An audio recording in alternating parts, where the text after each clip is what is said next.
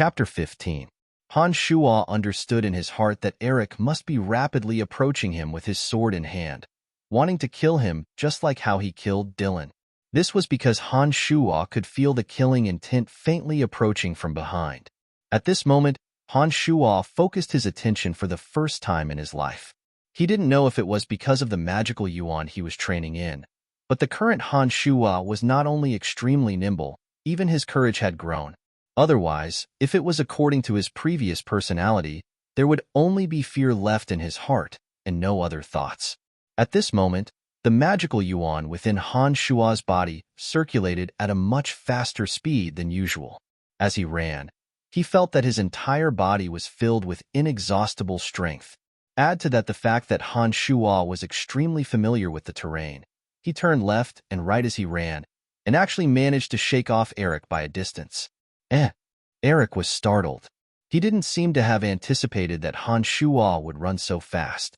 Seeing that not only was Han Shuo running fast, but he was also running in a tricky direction and was gradually disappearing from his line of sight, Eric's face couldn't help but turn cold. The long sword in his hand glowed with a dark green light, and he abruptly picked up a few large rocks along the way. Han Shuo ran further and further away, feeling that this run was very carefree. When he sensed that Eric's aura was getting further and further away, a sense of joy involuntarily arose in his heart. It was at this moment that the sound of something piercing through the air suddenly rang out. Han Shuo only felt his legs being struck heavily a few times. His knees immediately weakened, and he fell flat on his face in the midst of his rapid running. His face intimately came into contact with the soil, and he fell flat on his face. "Young man, my apologies," Eric softly called out apologetically. He raised the long sword in his hand, and a ball of dark green light abruptly lit up in the air, violently stirring towards Han Shuo. His mind was unprecedentedly clear. The magical yuan within Han Shuo's body circulated wildly, and his previously sore and powerless legs no longer hurt. Facing this fatal blow, Han Shuo pressed both his hands and feet to the ground at the same time, and with a ferocious push, he abruptly rolled to the left. Clang! Eric's longsword brought with it a dark green ball of light as it landed on the ground where Han Shuo had been lying, carving out a dozen or so well-proportioned cracks in the hard ground. It was like a chessboard, and each crack was a dozen centimeters deep. If Han Shuo had been there just now, he'd likely have been dismembered. "I really didn't see anything. Don't kill me." Han Shuo dodged the attack and looked at the strange condition of the ground he was lying on earlier. He was immediately frightened out of his wits. He spoke with a bitter face as he hurriedly climbed up, looking like he was going to run away again. "Young man, I didn't expect you to be so agile, but you saw something you shouldn't have seen today. I'm very sorry, but I have to kill you." Eric shrugged and smiled helplessly. He then raised his long sword, and a few head-sized rocks suddenly flew up and fiercely smashed towards Han Shuo. Han Shuo was startled and dodged left and right with trepidation. While Han Shuo was dodging, Eric suddenly appeared behind Han Shuo without a sound and pointed his longsword slightly. A ball of dark green light suddenly fell into Han Shuo's body. In an instant, Han Shuo flew out and once again fell flat on his face. A bone-piercing pain seeped into his spine, and the magical yuan within his body madly converged towards his back, tightly wrapping around the ball of dark green light that had fallen into Han Shuo's body. "Phew, why does it feel like I've lost a bit of my fighting aura? That's strange. Could it be that I've been too tired lately? Yes, that must be it. This kid runs quite fast. Good thing I've finally taken care of it."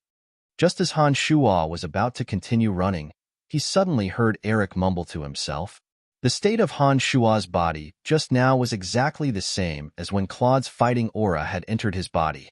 The only difference was that Eric's dark green fighting aura was a bit more powerful, and the magical yuan within Han Shuo's body wasn't able to completely wrap around it. Therefore, right now, Han Shuo's back was a bloody mess, and he looked quite horrifying from the outside. With a thought, Han Shuo held his breath and lay there, not daring to move. However, at this moment, the little skull seemed to have sensed Han Shuo's danger and seemed to be planning to rush over to save him. Perhaps it was due to the excessive pain, but Han Shuo felt that his mental strength was unprecedentedly focused. In a split second, he issued an order for the little skull to stay where he was without moving. The grave that the little skull was in was some distance away from Duke. However, if the little skull climbed out of the grave and rushed over, Duke would definitely notice. Although he didn't know Duke's mage rank, Han Shuo knew from his previous actions that he was very powerful. Naturally, he wasn't willing to let the little skull die in vain. Eric took a few breaths and mumbled a few words to himself. He grabbed Han Shuo from the back of his robe and brought him to a broken grave. Without even checking the condition of Han Shuo's body, he confidently threw Han Shuo into the grave, as if believing that Han Shuo was already dead. Thinking about it, Han Shuo was only an ordinary errand slave. Naturally, he would die without a doubt after taking a blow from a senior swordsman. How could there be any accidents? After throwing Han Shuo into the grave, Eric didn't continue to stay there. He directly went back the way he came. After a while, there was no more movement in the area. Han Shuo's back was in extreme pain. At this time, he cursed Eric and Duke's entire family in his heart. He stayed in the grave and didn't dare to come out immediately. It wasn't until nearly an hour later that Han Shuo endured the pain in his back and slowly climbed out of the grave. Stretching out his hand to touch his back, Han Shuo felt that his back was a little sticky. Looking at the bloodstains on his hand, Han Shuo secretly remembered this hatred. He planned to pay them back one by one in the future. Gritting his teeth, he carefully walked back to the previous place. Along the way, Han Shuo was very sneaky, deeply afraid that the two were still there. It wasn't until after returning to the original place that Han Shuo discovered that even Dylan's body had disappeared. It seemed that they had casually thrown it into a nearby grave. Summoning Little Skull from the grave, Han Shuo cursed and left with Little Skull. In his heart, he cursed at his bad luck. It seemed that he should come here less to practice for the next few days. After walking to a certain place, Han Shuo suddenly stopped. Looking at the ground beneath his feet, Han Shuo suddenly remembered that when Dylan was running, he had fallen here and buried a gray bag under his feet. Duke and Eric seemed to have been searching for something on Dylan's body. Could it be the bag that Dylan had buried? Squatting down with a grin, Han Shuo carefully pushed away the soft soil on the ground and took out the gray bag. It was heavy in his hand, and when he shook it, it made a crisp ding sound. Looking at the style and quality of the bag, it was much better than the one he used. Pulling the string of the bag, Han Shuo reached out and grabbed a few silver and copper coins. I'm rich. I'm rich. Han Shuo knew that silver and copper coins were the currency of this world. Brian had been an errand slave for so many years, yet he had never received even a single copper coin. Looking at the few silver and copper coins in his palm, Han Shuo couldn't help but laugh out loud. Even the pain in his back didn't seem to be that painful anymore. Voila! The contents of the bag all fell to the ground, and a dark green jade box the size of a palm appeared on the ground. The box was heavy and had a cool feeling to it. There was also a groove that seemed to be a keyhole. Next to the dark green jade box, there really was a green key. However, this clearly wasn't the object of Han Shuo's attention. All he saw was Han Shuo's eyes glowing as he stared at the money in front of him. He couldn't help but mutter with a silly smile, I'm rich. I'm rich. 3 gold, 12 silver, and 56 copper. This was the amount of money in the bag. 1 gold could be exchanged for 100 silver coins, and 1 silver could be exchanged for 100 copper coins. Even though Han Shuo's diet had improved, the bread, milk, and eggs he ate a day didn't even add up to 10 copper coins. If this money was exchanged for food, it would be enough for Han Shuo to eat for a year or two. When Brian was sold to the Babylon Magic Academy by the slave traders, it was only 5 gold coins. This sum of money was equivalent to half of Brian's life. After a moment of joy, Han Shuo put the money back into the bag with a smile. His eyes turned and saw the dark green jade box and the green key. Han Shuo creased his eyebrows. He could tell from Duke and Eric's clothing that they were of high status, especially Duke's magic robe and magic staff. They looked to be priceless items. This amount of money was naturally a large sum to him, but it shouldn't be much to Duke. They definitely wouldn't chase after Dylan for this amount of money, much less kill him. Could it be that it was because of the item in the jade box? When he thought of this, Han Shuo couldn't help but focus his gaze on the dark green jade box that stood silently on the ground. Under the moonlight, the jade box sparkled with a faint green light that was hard to detect unless one looked closely. The hazy green light was very faint, and it appeared to have a kind of bewitching beauty. As Han Shuo silently stared at the jade box, his mental strength was surprisingly concentrated on the jade box. He suddenly felt a cold and sinister presence within the jade box. This presence followed Han Shuo's mental strength and seemed to seep into Han Shuo's bones. Han Shuo couldn't help but shiver and suddenly shut his eyes. This thing is a bit strange. Taking a deep breath and calming his mind, Han Shuo nervously looked left and right. He suddenly put the jade box and the key back into the gray handbag and staggered back to the warehouse. After returning to the warehouse, Han Shuo didn't continue to study the jade box. He didn't touch the money inside either. He hid the handbag under his bed and let Little Skull clean and bandage his back before falling into a deep sleep. Chapter 16. Noon, at the training field of the Necromancy Magic Academy. Han Shuo was sweeping on and off as he thought back to Master Jean's lecture on necromancy magic that morning. His brow was slightly furrowed and he was quite engrossed. A fat figure suddenly rushed in from the door and stopped in front of Han Shuo. Jack was panting heavily as he said urgently, "Brian, it's bad. Carrie and Borg are coming to settle scores with you." Han Shuo was a bit displeased that his thoughts had been interrupted. He frowned and asked when he saw Jack's panicked expression, "What's going on?" "These two idiots, Carrie and Borg. I beat them up last time. Why are they looking to die again?" "I don't know. I'm not too sure either. I only heard that they ate something this morning and seem to be in a lot of pain. Their faces are all green and they're shouting that they're coming to settle scores with you. Lisa is also looking for you." Han Shuo felt a bit of pain on his back, but it was much better than last night. The dark green fighting aura on his back was still wrapped up by the magical yuan. The dark green fighting aura seemed to be shrinking and disappearing bit by bit, making Han Shuo feel a bit more at ease. "They're looking to die. Don't blame me." Han Shuo snorted coldly and tightened his grip on the broom in his hand, looking towards the door. Jack's expression was still anxious as he rubbed his hands and said urgently, "Brian, things are different this time. Carrie and Borg have found some helpers this time, and they don't seem to be the errand boys of the necromancy major. They're all tall and strong. You better run." "Damn, Brian.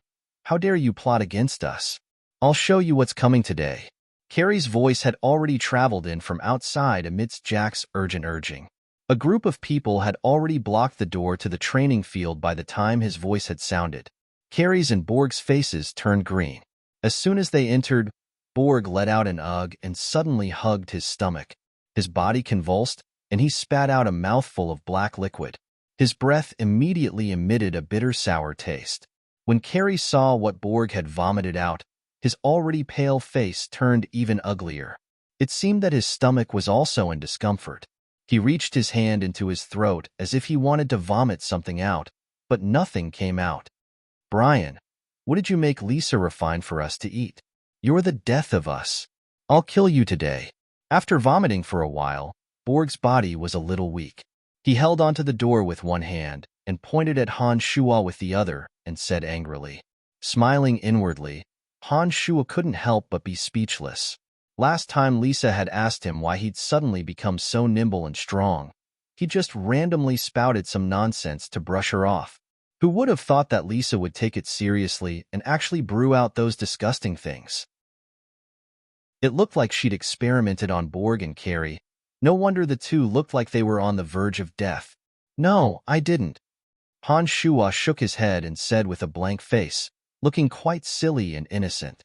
"Lisa already told us. How dare you deny it? I won't leave until I teach you a lesson today." Carrie shouted angrily and gestured to the helpers beside him. A total of 6 errand boys, including Borg, rolled up their sleeves and walked fiercely towards Han Shuo. Apart from Carrie and Borg, the other errand boys were from the Dark Major, but they were a bit different from what Jack had described them to be tall and strong. There were indeed tall ones among the 4, but the tall ones were all skin and bones. There were also some strong ones, but they weren't as tall as Han Shuo. On the whole, The tall ones weren't strong enough, and the strong ones weren't tall enough. Judging from their fighting strength, they probably weren't all that impressive. Clenching his fists, Han Shua's expression was still naive. There was an irrepressible desire to vent in his heart, and it seemed that he needed to beat all of these people to the ground in order to quell this desire. This desire came abruptly and instantly flooded Han Shua's mind, urging Han Shua to act like a spell. Han Shua's personality had always been rather passive, and he rarely took the initiative to offend anyone. He also didn't dare stir up trouble with too much arrogance. But if he were to fight them now, with Han Shua's current strength and speed, he might make a big deal out of it. Han Shua was a bit unwilling, but his rationality couldn't restrain it. This feeling was exactly the same as when he'd wanted to make a move against Lisa last time in the training fields. At that time, Han Shua had abandoned his rationality and acted according to the desires of his heart. In the end, the fighting aura that Claude had injected into his body had been dissolved by the magical yuan. Now, the situation was exactly the same. The magical yuan on Han Shua's back was still wrapped in Eric's fighting aura, and the desire in his heart was already extremely strong. Turning around to look at the shivering Jack, Han Shua no longer had a trace of honesty on his face. His eyes were as sharp as blades, carrying a trace of gambler's fanaticism. Handing the broom in his hand to Jack, Han Shua said callously, "Take this. Beat whoever dares to hit you." Pausing, Han Shua pointed at the other sharp end of the broom and said faintly, "Use this sharp corner." Jack was stunned by Han Shua's current appearance. He stared stupidly at the current Han Shua, his legs trembling. Han Shua was now displaying a calm and callous demeanor. There wasn't a trace of Brian's cowardice. Shoving the broom into Jack's hands, Han Shua turned around. His face was still simple and wooden, and he was instinctively afraid. He said in a panic, Don't hit me. I'm hitting you." The group of 6 swarmed forward and suddenly exerted force with their fists and feet, aiming for Han Shua's entire body. Clutching his head with both hands, Han Shua first took a few steps back in fear. When he'd taken 3 steps back and arrived next to Jack, Han Shua suddenly howled wildly as if he'd been provoked. He charged straight at the 6 like an enraged bull. Carrie was at the forefront. Seeing that Han Shua had gone berserk again, Carrie, who'd been beaten up last time, felt his heart tremble. His right foot, which had already been lifted to kick, paused in midair and didn't dare land. However, just because Carrie didn't kick over didn't mean that Han Shua would let him go. Han Shua could already feel the magical yuan circulating rapidly in his back as he ran. It looked like it was already starting to digest the dark green fighting aura that Eric had left behind, just like last time. At this moment, Han Shua only had one uncontrollable thought in his mind, and that was to beat down all the troublemakers in front of him one by one, dead or alive. Spreading his hands, Han Shua grabbed Carrie's right foot in midair with lightning speed and lifted him up. Carrie flipped backwards in midair and landed with a plop. He grimaced in pain as his teeth made intimate contact with the ground. Traces of blood had already appeared at the corner of his mouth. The 4 who'd come to help Carrie and Borg were immediately startled when they saw Han Shua's ferocity. Their originally sinister smiles suddenly froze as their expressions became a bit odd. "Don't be afraid. He's just one person. There are 6 of us here. We can beat him to death with a flurry of punches." Borg straightened his neck and suddenly opened his mouth to speak. He pulled out a 4-legged wooden stool from somewhere and threw it at Han Shua with a yell. The other 4 who just lost their momentum were all shaken by Borg's words. They slowly pulled out sticks from their waists and followed behind Borg, swinging them at Han Shua's head. They'd even prepared their weapons. Han Shua's eyes narrowed slightly as he saw that Borg's stool was about to smash into him. He suddenly exerted strength in his legs and dodged it. Bam! The stool smashed into the stone floor, and its 4 legs swayed wildly with a creak. It looked a bit unsteady. Borg let out a soft eh as he missed. A look of astonishment appeared on his face, as if he hadn't expected that Han Shua would be able to dodge it. Bam!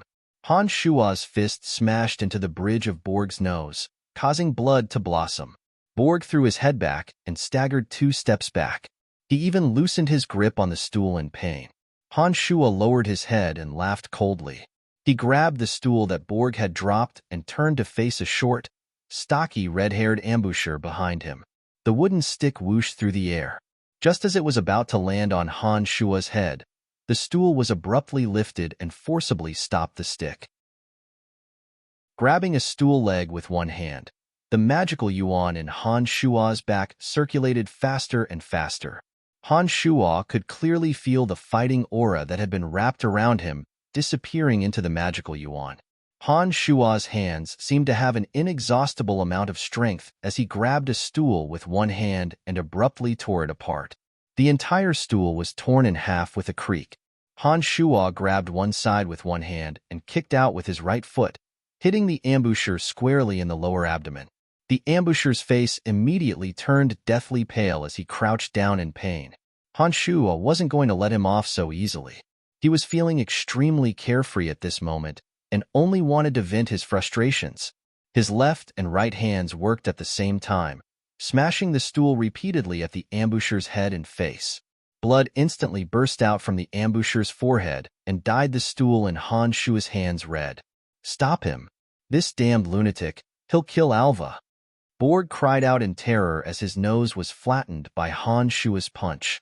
Two streams of blood flowed out of his nostrils like worms. Even Carrie struggled to his feet. Although he was a bit terrified, he still raised the wooden club he'd hidden earlier with trembling hands and charged towards Han Shua with the rest of the group. Crack! Crack! The sounds of intense collisions rang out incessantly. Jack, who was watching the battle from the sidelines, had his legs bent and trembling as he looked at Han Shua in disbelief. Han Shua was holding onto half of the stool with one hand, completely unfazed by the combined attacks of several people. A bone-piercing chill seeped out of his eyes on his crazed and barbaric face. Han Shua's body kept shifting and dodging, but the stool never stopped. It continued to smash at the noses and faces of those who were surrounding him.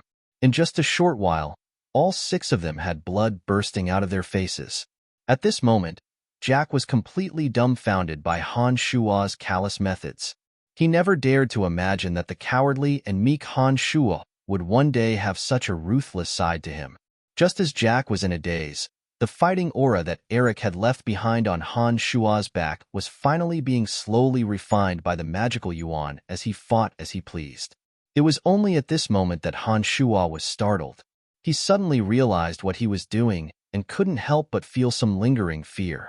There are sounds of fighting. What's going on? Let's go to the training field and take a look.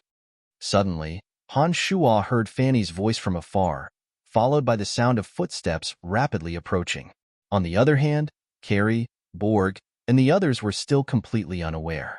Each and every one of them was trembling with fear as they looked at Han Shua with faces full of fear and shock. They all held clubs in their hands, but no one actually dared to take another step closer. Han Shua knew that this was not a small matter.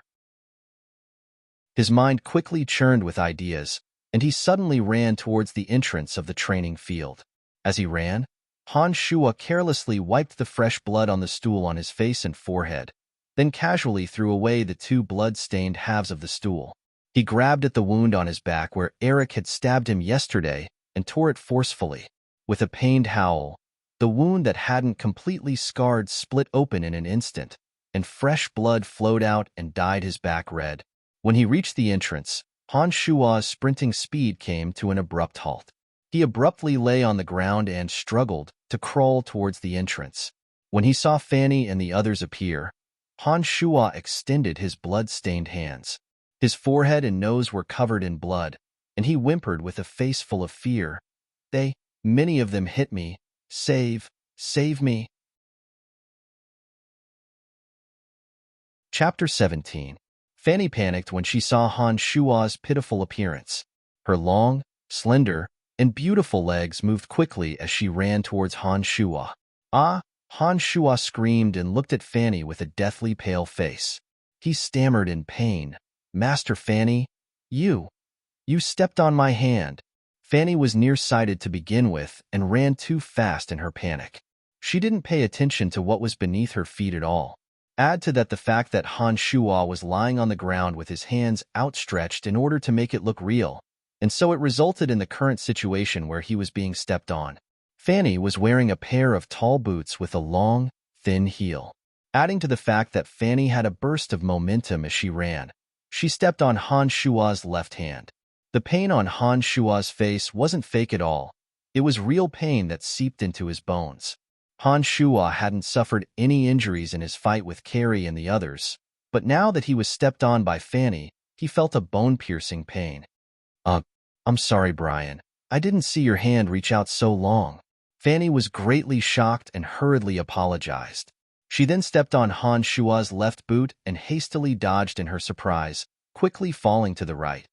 But the place where her foot landed just happened to be Han Shuo's outstretched right hand. Seeing that the sharp boot was about to harm his right hand, Han Shuo was scared out of his wits. He pulled his right hand back like lightning and wiped the blood off his face. He pointed at the dumbfounded Carrie and the others behind him and complained, They hit me." Fanny's face instantly darkened when she heard these words. Although Carrie and the others' faces were full of wounds, they had already wiped the blood off their faces when they heard that someone was coming and were afraid of being held accountable. It was just that in their panic, the blood had been smeared on the weapons they had thrown away. They had originally planned to swallow the bitter pill in silence and cover up the matter. Who would have thought that Han Shuo would be so vicious as to frame them after beating them up? Fanny's beautiful eyes were sharp as she stared at Carrie and the others. She discovered that although their clothes were disheveled, there were no traces of blood on their faces. There were, however, some traces of blood on the wooden rods in the distance. With just a glance, and then looking down at the blood on Han Shuo's face and back, Fanny had already wisely figured out the matter. Carrie and the others had joined forces to beat up Han Shuo, and the blood on the wooden sticks was the evidence. "I will explain this matter to the school authorities. You people can just wait to be punished. So many people bullying a thin and weak Brian. I really feel ashamed for you all." Fanny looked coldly at Carrie and the others and said in a sharp voice, "Master Fanny, it's not like this. He was the one who hit us." "Jack, you saw it. Don't you think it was Brian who hit us?" Carrie was shocked and shouted in panic. On the other side, little fatty Jack's legs were still trembling. He had been shocked by Han Shuo's crazy actions. When he heard Carrie's words, Jack glanced at Han Shuo from afar and found that Han Shuo was lying on the ground and was winking at him. Emboldened, Jack puffed out his belly and pointed at the others with his chubby right hand, saying righteously, "Carrie, don't lie. I'm not afraid of you now that Master Fanny is here. You people hit Brian, and you want me to lie for you? Honest Jack can't do it." Carrie and the others wanted to say something, but Fanny snorted coldly and raised her hand to stop them. "Stop quibbling and wait to be punished." Turning around, Fanny looked at the miserable Han Shuo and walked up to grab Han Shuo's collar. She helped Han Shuo up and said softly, "Let's go. I'll take care of your injuries first. You're my research subject. You can't get injured so often." As Fanny spoke, the fragrance from her mouth sprayed onto Han Shuo's nose. Han Shuo suddenly felt that the back of his hand that had been stepped on no longer hurt. With his back facing Fanny, Han Shuo gave Jack a look to tell him to hurry up and leave. He then looked at Carrie and the others with a silly smile. However, they were first beaten up by Han Shuo and then set up by Han Shuo. Now that they saw the silly smile on Han Shuo's face, they felt that it was the most terrifying and evil smile in the world. 10 minutes later, in Fanny's lab. Apart from Fanny, the little witch, Lisa, also came to Fanny's lab with the excuse that she wanted to ask Fanny some questions.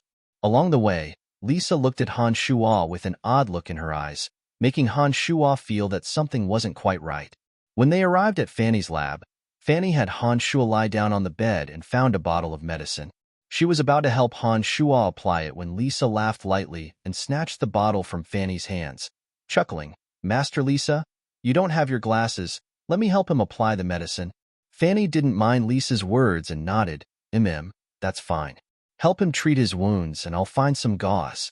I don't know where I put it." Fanny muttered to herself as she rummaged around the lab.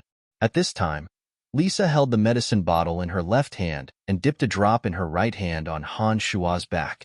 She even moved closer to Han Shuo and said in a low voice, this wound doesn't look like it was just pierced. How come the surface is already scabbing?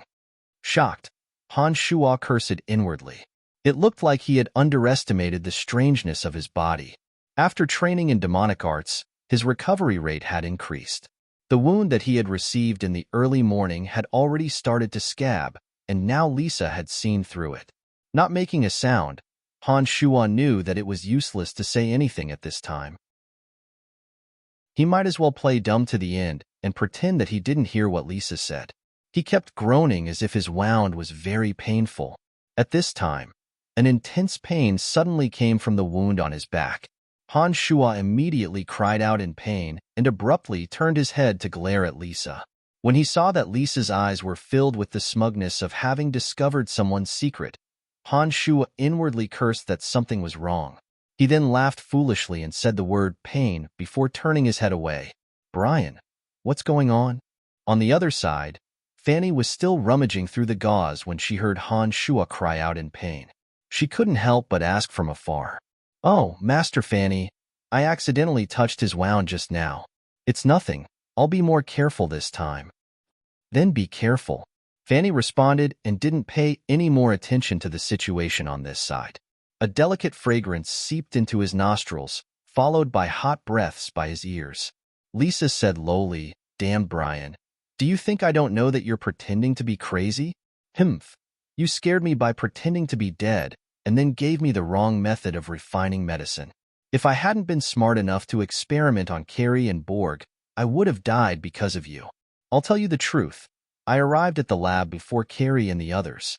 I saw your conversation with Jack through an evil spirit, including the beating up of Carrie afterwards. You've grown up now. You've even learned how to frame people.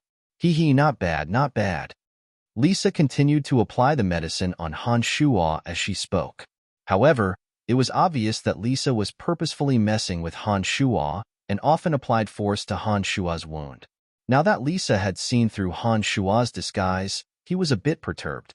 He didn't know what Lisa was planning.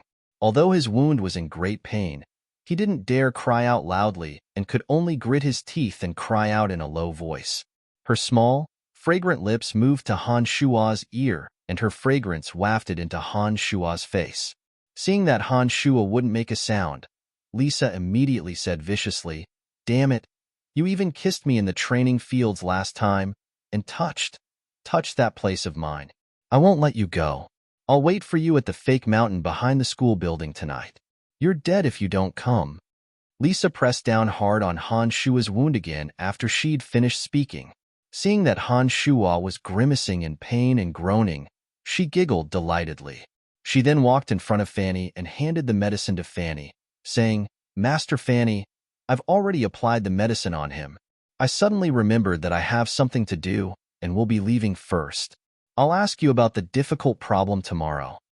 "Oh, then go do what you need to do," Fanny responded carelessly and then exclaimed in surprise, I've finally found it. So it was here." After exclaiming, Fanny held the gauze in her hand and moved her beautiful legs to Han Shuo's side. She was about to bandage Han Shuo's wound when she moved closer to take a look.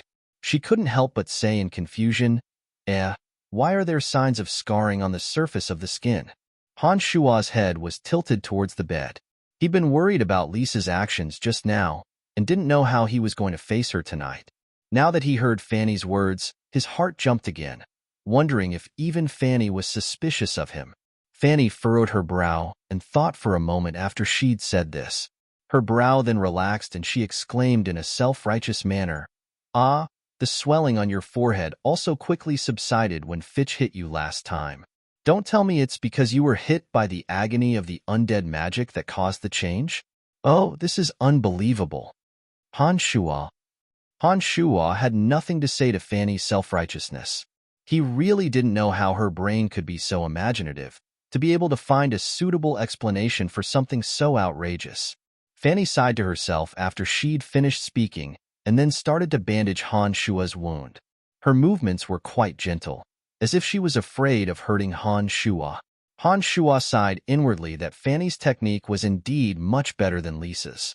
He turned his head to thank Fanny when he suddenly saw a tall, thin figure looking at him jealously from the open lab door behind Fanny. The figure only disappeared in front of the door when he discovered Han Shua's gaze. It was Fitch. Chapter 18. Because Han Shua was injured, Fanny didn't plan on tormenting Han Shua any further today.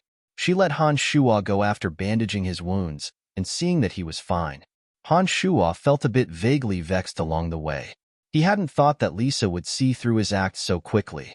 He'd caused her quite a bit of trouble recently, but she'd thought that he was a bit crazy and hadn't taken it to heart. Now that she knew that he'd been playing tricks on her, she was definitely looking for trouble. He didn't know how Lisa was going to deal with him when he arrived at the back of the school building tonight. Just as Han Shua was frowning and thinking wildly, he'd unknowingly returned to the warehouse where he lived. Just as Han Shua was about to open the door and enter, he discovered that Carrie and Borg were cowering in front of the door. These two had been beaten up the worst by Han Shua back in the training fields because they were the main conspirators. Both of them were now badly battered and their faces were a bit deformed. Han Shua's heart raced when he saw the two, and he began to size up his surroundings. He wondered how many people were lying in ambush since the two had come so quickly for revenge. Han Shua narrowed his eyes after looking around and stared at the two without saying a word. He slowly walked to the side and came to the washing area. He picked up a hard rock and laughed foolishly. "Do you still want to fight?" Carrie and Borg both shuddered when they saw Han Shua bring back a rock. Carrie hurriedly said, "Brian, please let us go. We know that it's our fault for offending you in the past. We won't dare do it again. Please let us go." Borg was also looking at Han Shua with fear on his face. With trembling hands, he took out 2 silver coins from his pocket and walked timidly to Han Shua.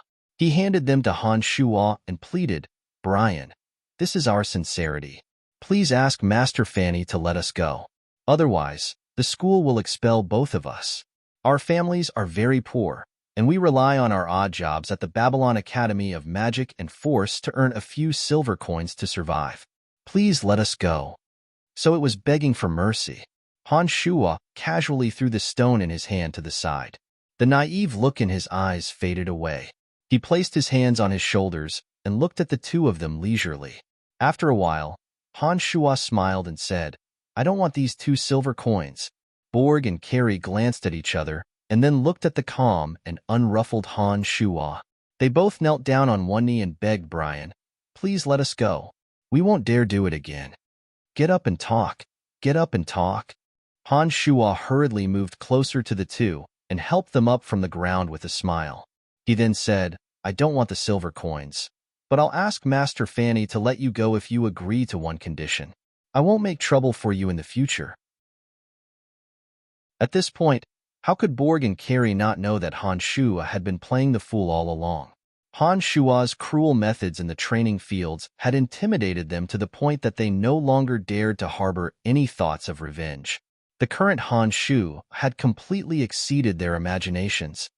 "No matter what condition it is, we'll agree to it," Borg said hurriedly and looked fervently at Han Shua.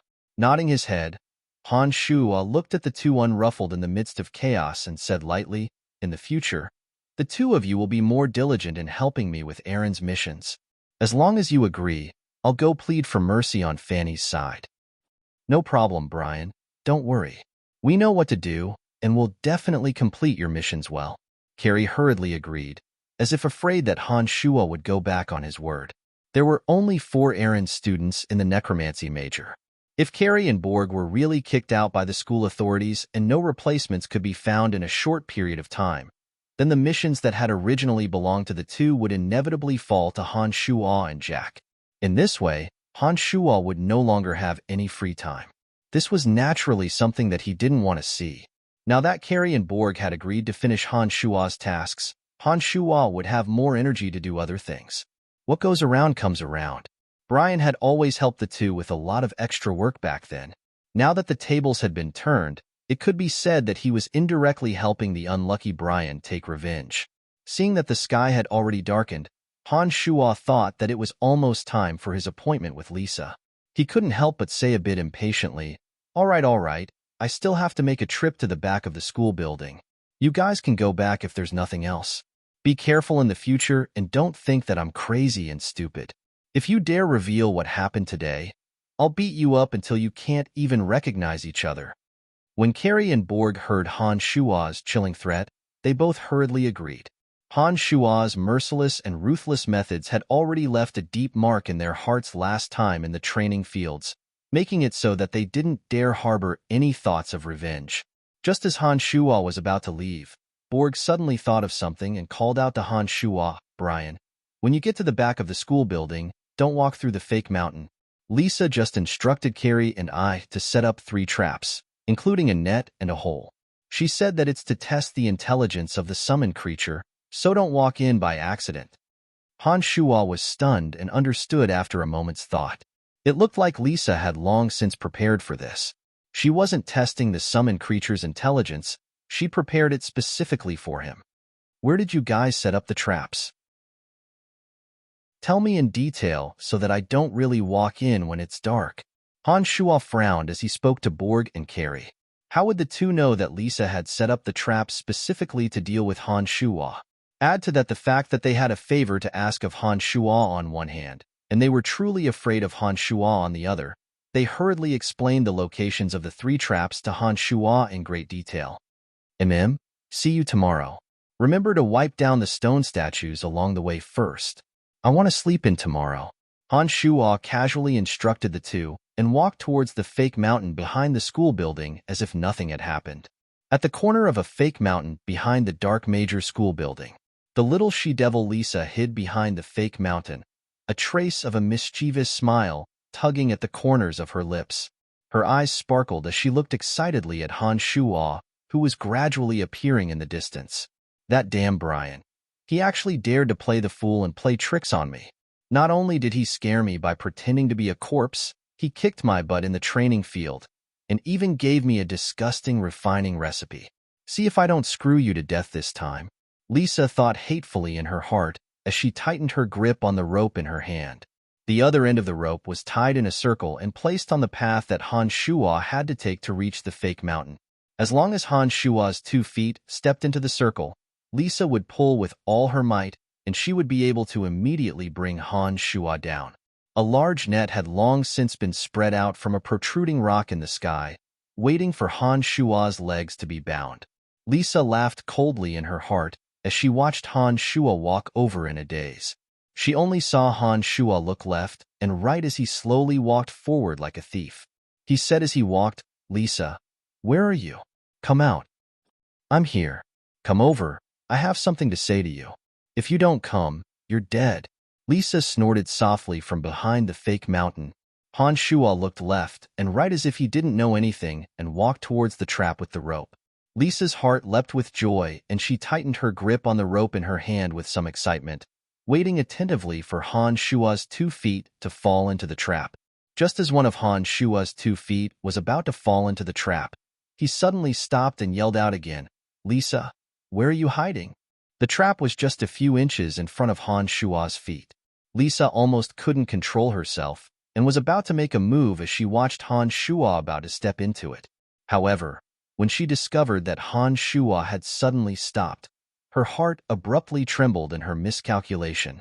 Just as Lisa relaxed and was about to open her mouth to reply, Han Shua's body that had just stopped abruptly took 2 quick steps forward and instantly passed through the trap. He walked forward and said in a daze, "Lisa, what the hell are you doing?"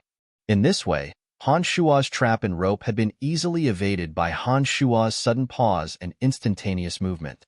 A wave of dejection rose in Lisa's heart, and she cursed lowly with a huff, inwardly hating Han Shua's good luck. However, she never would have thought that Han Shua's heart was actually quite clear. "I'm here. Why did you only come now?" Lisa gritted her teeth in anger and revealed her hidden body from behind the fake mountain, grumbling as she stood there. "Oh, nothing. Just that my back still hurts a bit, so I went back to rest for a bit. Thank you for bandaging my wounds today." Han Shua said expressionlessly and walked straight towards Lisa. Suddenly, a crunching sound rang out, as if a fragile wooden raft had been stepped on and snapped. Han Shua's panicked yell was accompanied by his body instantly disappearing from where he had been standing. However, pained groans sounded from a dark hole that had suddenly appeared. Haha, damn Brian. You've finally fallen for it. See if I don't take care of you properly today. How dare you play the fool and bully the future Grand Magus Necromancer? Lisa, who just had a dejected expression on her face, couldn't help but be overjoyed when she saw Han Shua fall into the trap. She immediately yelled excitedly and quickly ran out from behind the fake mountain, walking directly towards the mouth of the trap that Han Shua had fallen into. Lisa walked to the mouth of the trap with a proud smile, loudly cursing Han Shua as she took out a rock. She planned on using the rock to smash Han Shua, who had fallen into the trap, and take revenge for Han Shua's recent bullying. Suddenly, Lisa's right ankle was tightly grabbed by a hand. She was frightened out of her wits and looked down, only to discover that Han Shua's left hand was grabbing the mouth of the trap and his right hand was grabbing her ankle. He hadn't fallen into the trap at all and was currently looking at her with a naughty smile. Come down. Han Shua laughed evilly and took advantage of Lisa's moment of panic to pull with his right hand. Lisa, who had spent so much effort to set up the trap, staggered and suddenly fell into the trap as she screamed and flailed her arms and legs with a face full of panic. Chapter 19. In her panic, Lisa's hands clawed wildly and coincidentally caught the bottom of Han Shua's trousers in midair. She gave it a sudden tug and Han Shua's body swayed violently, falling down to the bottom of the trap along with Lisa. Han Shua had taken the time to take a look at the bottom of the trap just now. Using the moonlight, he could see that there weren't any sharp spikes placed at the bottom of the trap, only a few protruding rocks. But even a few protruding rocks would cause one's body great discomfort if one were to fall into it. Han Shua's heart was surprisingly calm as he listened to Lisa's screams. He didn't know if it was because of his training in magical yuan, but Han Shua wasn't the first to feel panic whenever danger loomed over him. Instead, he would rapidly think of how to resolve the crisis. This time was no exception. The trap had been hastily set up and was only 3 meters deep, but Han Shua still had the energy to think of other things in the time it took for a spark to fly. Hearing Lisa's screams, Han Shua's magical yuan, which had just dissolved the fighting aura, suddenly flowed several times faster than usual. Just as the two were about to fiercely crash into the protruding rock, Han Shua suddenly reached out and grabbed Lisa in midair, grabbing her by the waist as she screamed in panic. Immediately after, Han Shua paid the price of sacrificing his back and buttocks to crash into the protruding rock at the bottom of the trap. Ouch! Han Shua grimaced as he cried out in pain. The wound on his back that had been bandaged not too long ago split open again, fresh blood gushing out in an instant. His buttocks, as the main point of impact, were also in great pain. Lisa hadn't suffered too much injury as she was held in Han Shua's arms. Hearing Han Shua's pained moans, Lisa couldn't help but look suspiciously at Han Shua's body after discovering that she was unharmed. She asked in surprise, "Why did you save me?" Han Shua's pained cries were cut off by Lisa's question. Suddenly, Han Shua's face darkened as he shook his head and sighed lowly. "Because I like you." Lisa felt as if she'd been struck by lightning when she heard these words. She immediately stared dumbly at Han Shua and only reacted after a while. She pointed at Han Shua and stammered, I, what did you say?" "I like you, Lisa." Han Shua looked at Lisa with a face full of sincerity and said sincerely, "I've actually always liked you all these years, so I've been willing to let you experiment on me without complaint or regret. Even when you nearly killed me with the agony of the soul a few days ago, I've never resented you. However, I understand that I'm just an odd job servant. My status is too different from yours, so I can only bury these thoughts deep in my heart, never daring to reveal them. Then, I'll use some crazy actions to beg for more attention from you. Lisa, am I stupid for doing this?" After saying this angrily, she paused and spoke again. "What's papaya milk?" Milk is fine too, 2 cups in the morning and night." Han Shua suddenly remembered that this world didn't seem to have papaya and couldn't help but hastily explain. Abruptly turning her head, Lisa glared fiercely at Han Shua and said angrily, "Shut up. You're not allowed to tell anyone about what happened today. and you're not allowed to tell anyone that you like me, or I'll kill you." After saying this, Lisa gave an order to the skeletal warrior above. The skeletal warrior pulled on the rope and pulled Lisa up. Soon after, a series of rustling sounds could be heard, and the surface returned to silence. Exhaling lightly, Han Shuo let out a carefree chuckle. He thought to himself that he really was getting more and more wicked. How could his lies be so smooth and untraceable?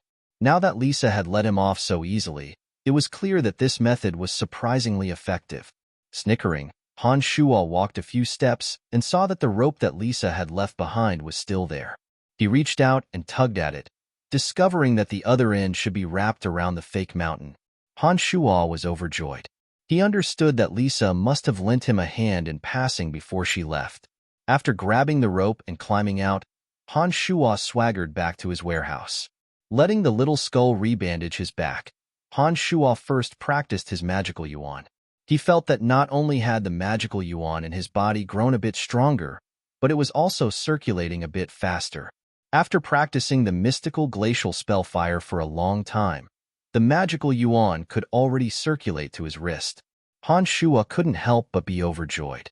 Could it be that the magical yuan had digested the fighting aura that Eric had injected into his body? Han Shuo furrowed his brow as he thought to himself. He recalled Claude's performance after he'd been injured by Claude's fighting aura. Han Shuo slowly began to suspect that the magical yuan within his body had the ability to absorb fighting aura to strengthen himself. Why would the magical yuan that he was training have such a strange effect? Han Shuo couldn't figure it out after thinking for a while, so he didn't continue thinking about it.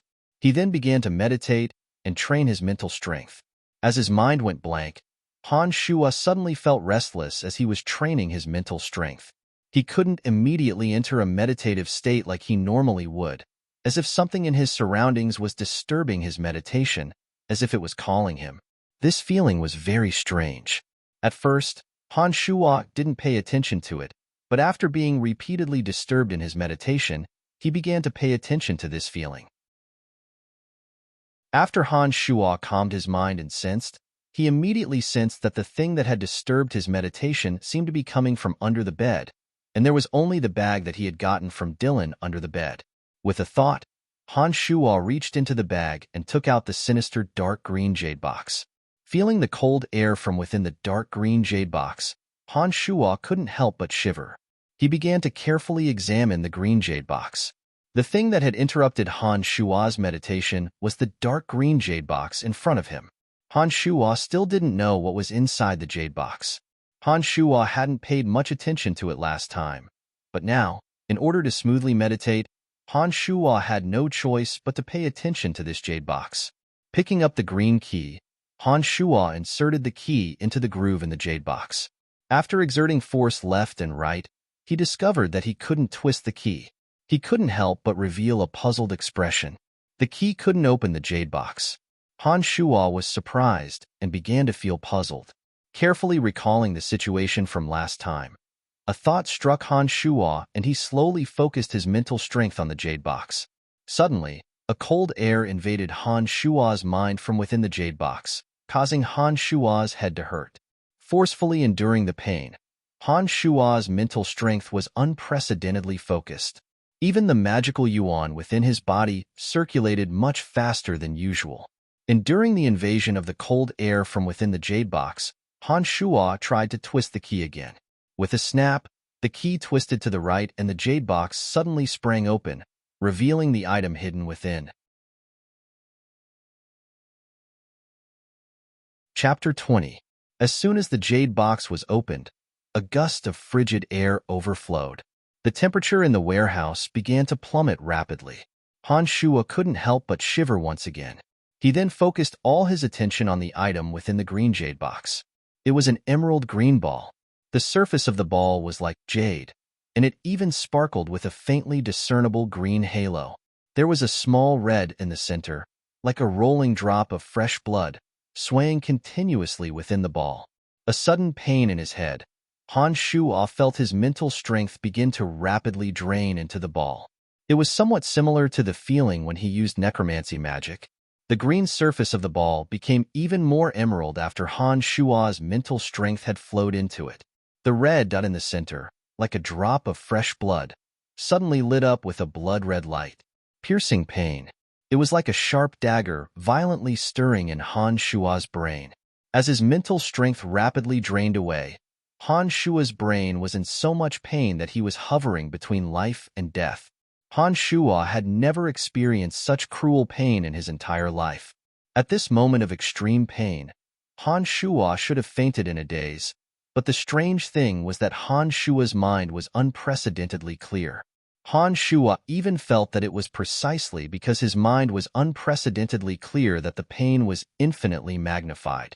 Clutching his head with both hands, Han Shua was like a wild beast being minced into pieces, emitting low, hoarse growls that didn't sound human. Han Shua's mental strength continued to flow slowly into the ball as the inhuman pain continued. At this moment, the veins on Han Shua's forehead, neck, and bare arms were bulging, twisting and writhing on Han Shua's body like earthworms. The muscles on his already somewhat robust body seemed to be brimming with explosive power. Just as Han Shua felt that his mental strength was about to be completely drained, the magical yuan in his body flowed from his neck to his brain. As soon as the magical yuan entered his brain, which felt like it was about to split open, the unforgettable pain seemed to increase tenfold in intensity. The mental strength that had just been rapidly drained into the ball surged back like a stormy sea, instantly drowning Han Shua. Han Shua finally could not bear it and directly fainted. When Han Shua slowly awoke, he felt as exhausted and powerless as if he'd gone through a long journey of 10,000 li. However, his mind was abnormally clear. When he focused his attention on his surroundings, Han Shua discovered that he could clearly see the grain on the wooden door in front of him. Han Shua let out a soft "eh" as he was stunned by the changes. The last time he had this feeling was when he had accidentally gained mental strength. Only then did he feel that his senses had become more sensitive. Now that this feeling was even clearer, Han Shua hurriedly concentrated his mental strength to test it out. His face was instantly filled with ecstasy. Han Shua thought to himself, the saying that one who survives a great calamity is bound to have good fortune later on is indeed true. How could he not have died in that dangerous situation just now? Now that he had profited from his misfortune, he inexplicably felt that his mental strength had greatly increased. It was even more than the mental strength that Han Shua had painstakingly increased over the past 2 months of meditation. This kind of unimaginable thing had happened just like that, causing Han Shua to be shocked.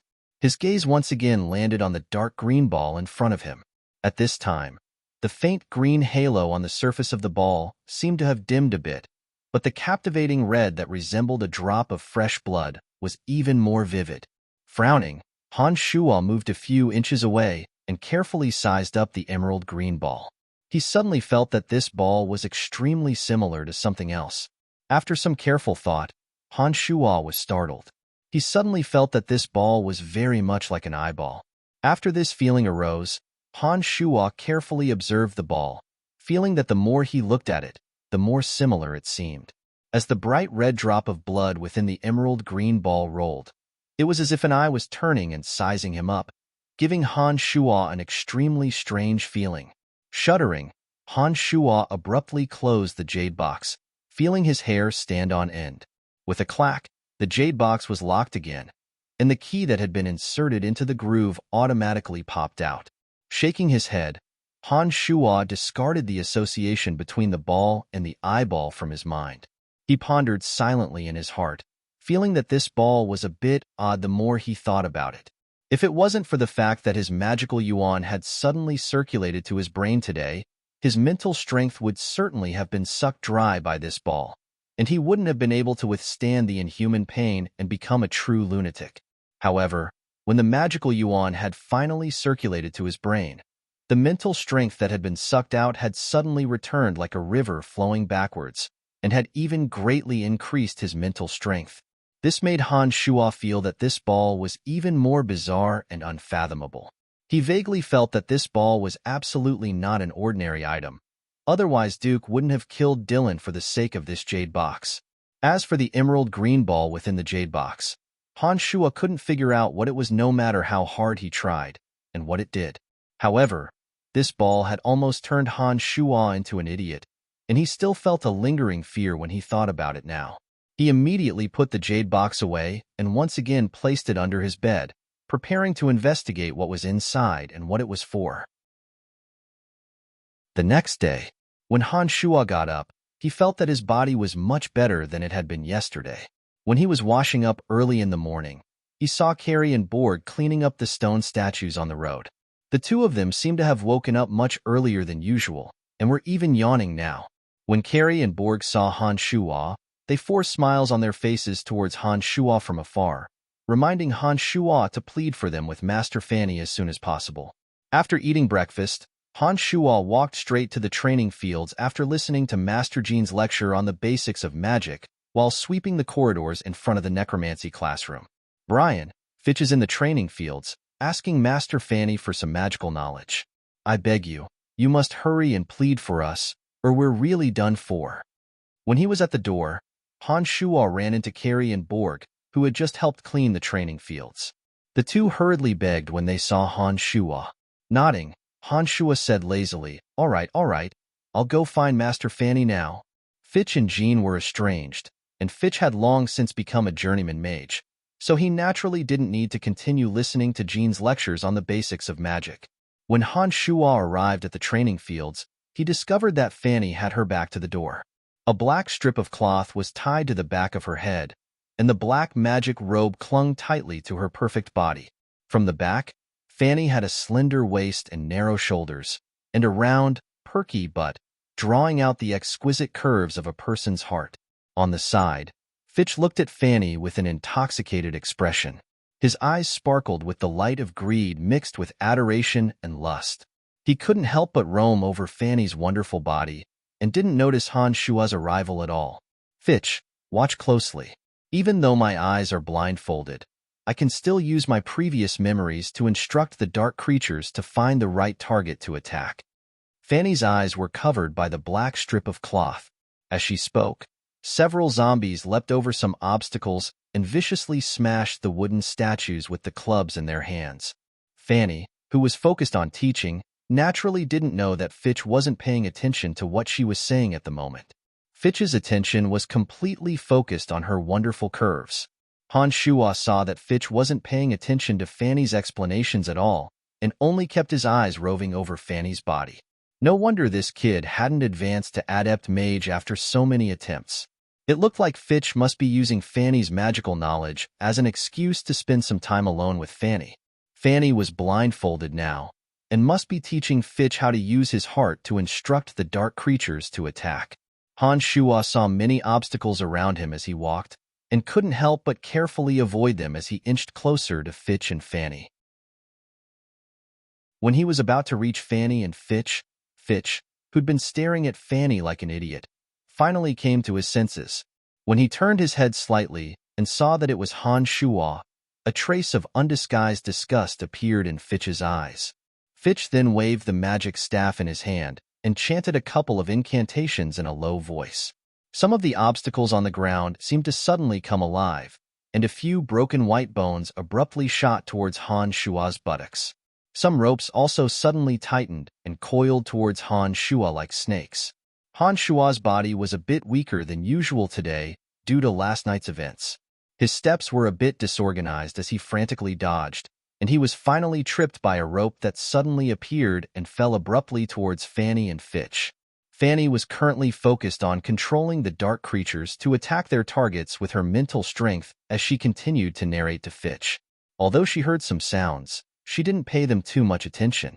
Seeing that he was about to fall towards Fitch and Fanny, although Han Shua was calm, his hands still flailed about in an attempt to grab onto something that could stabilize his body.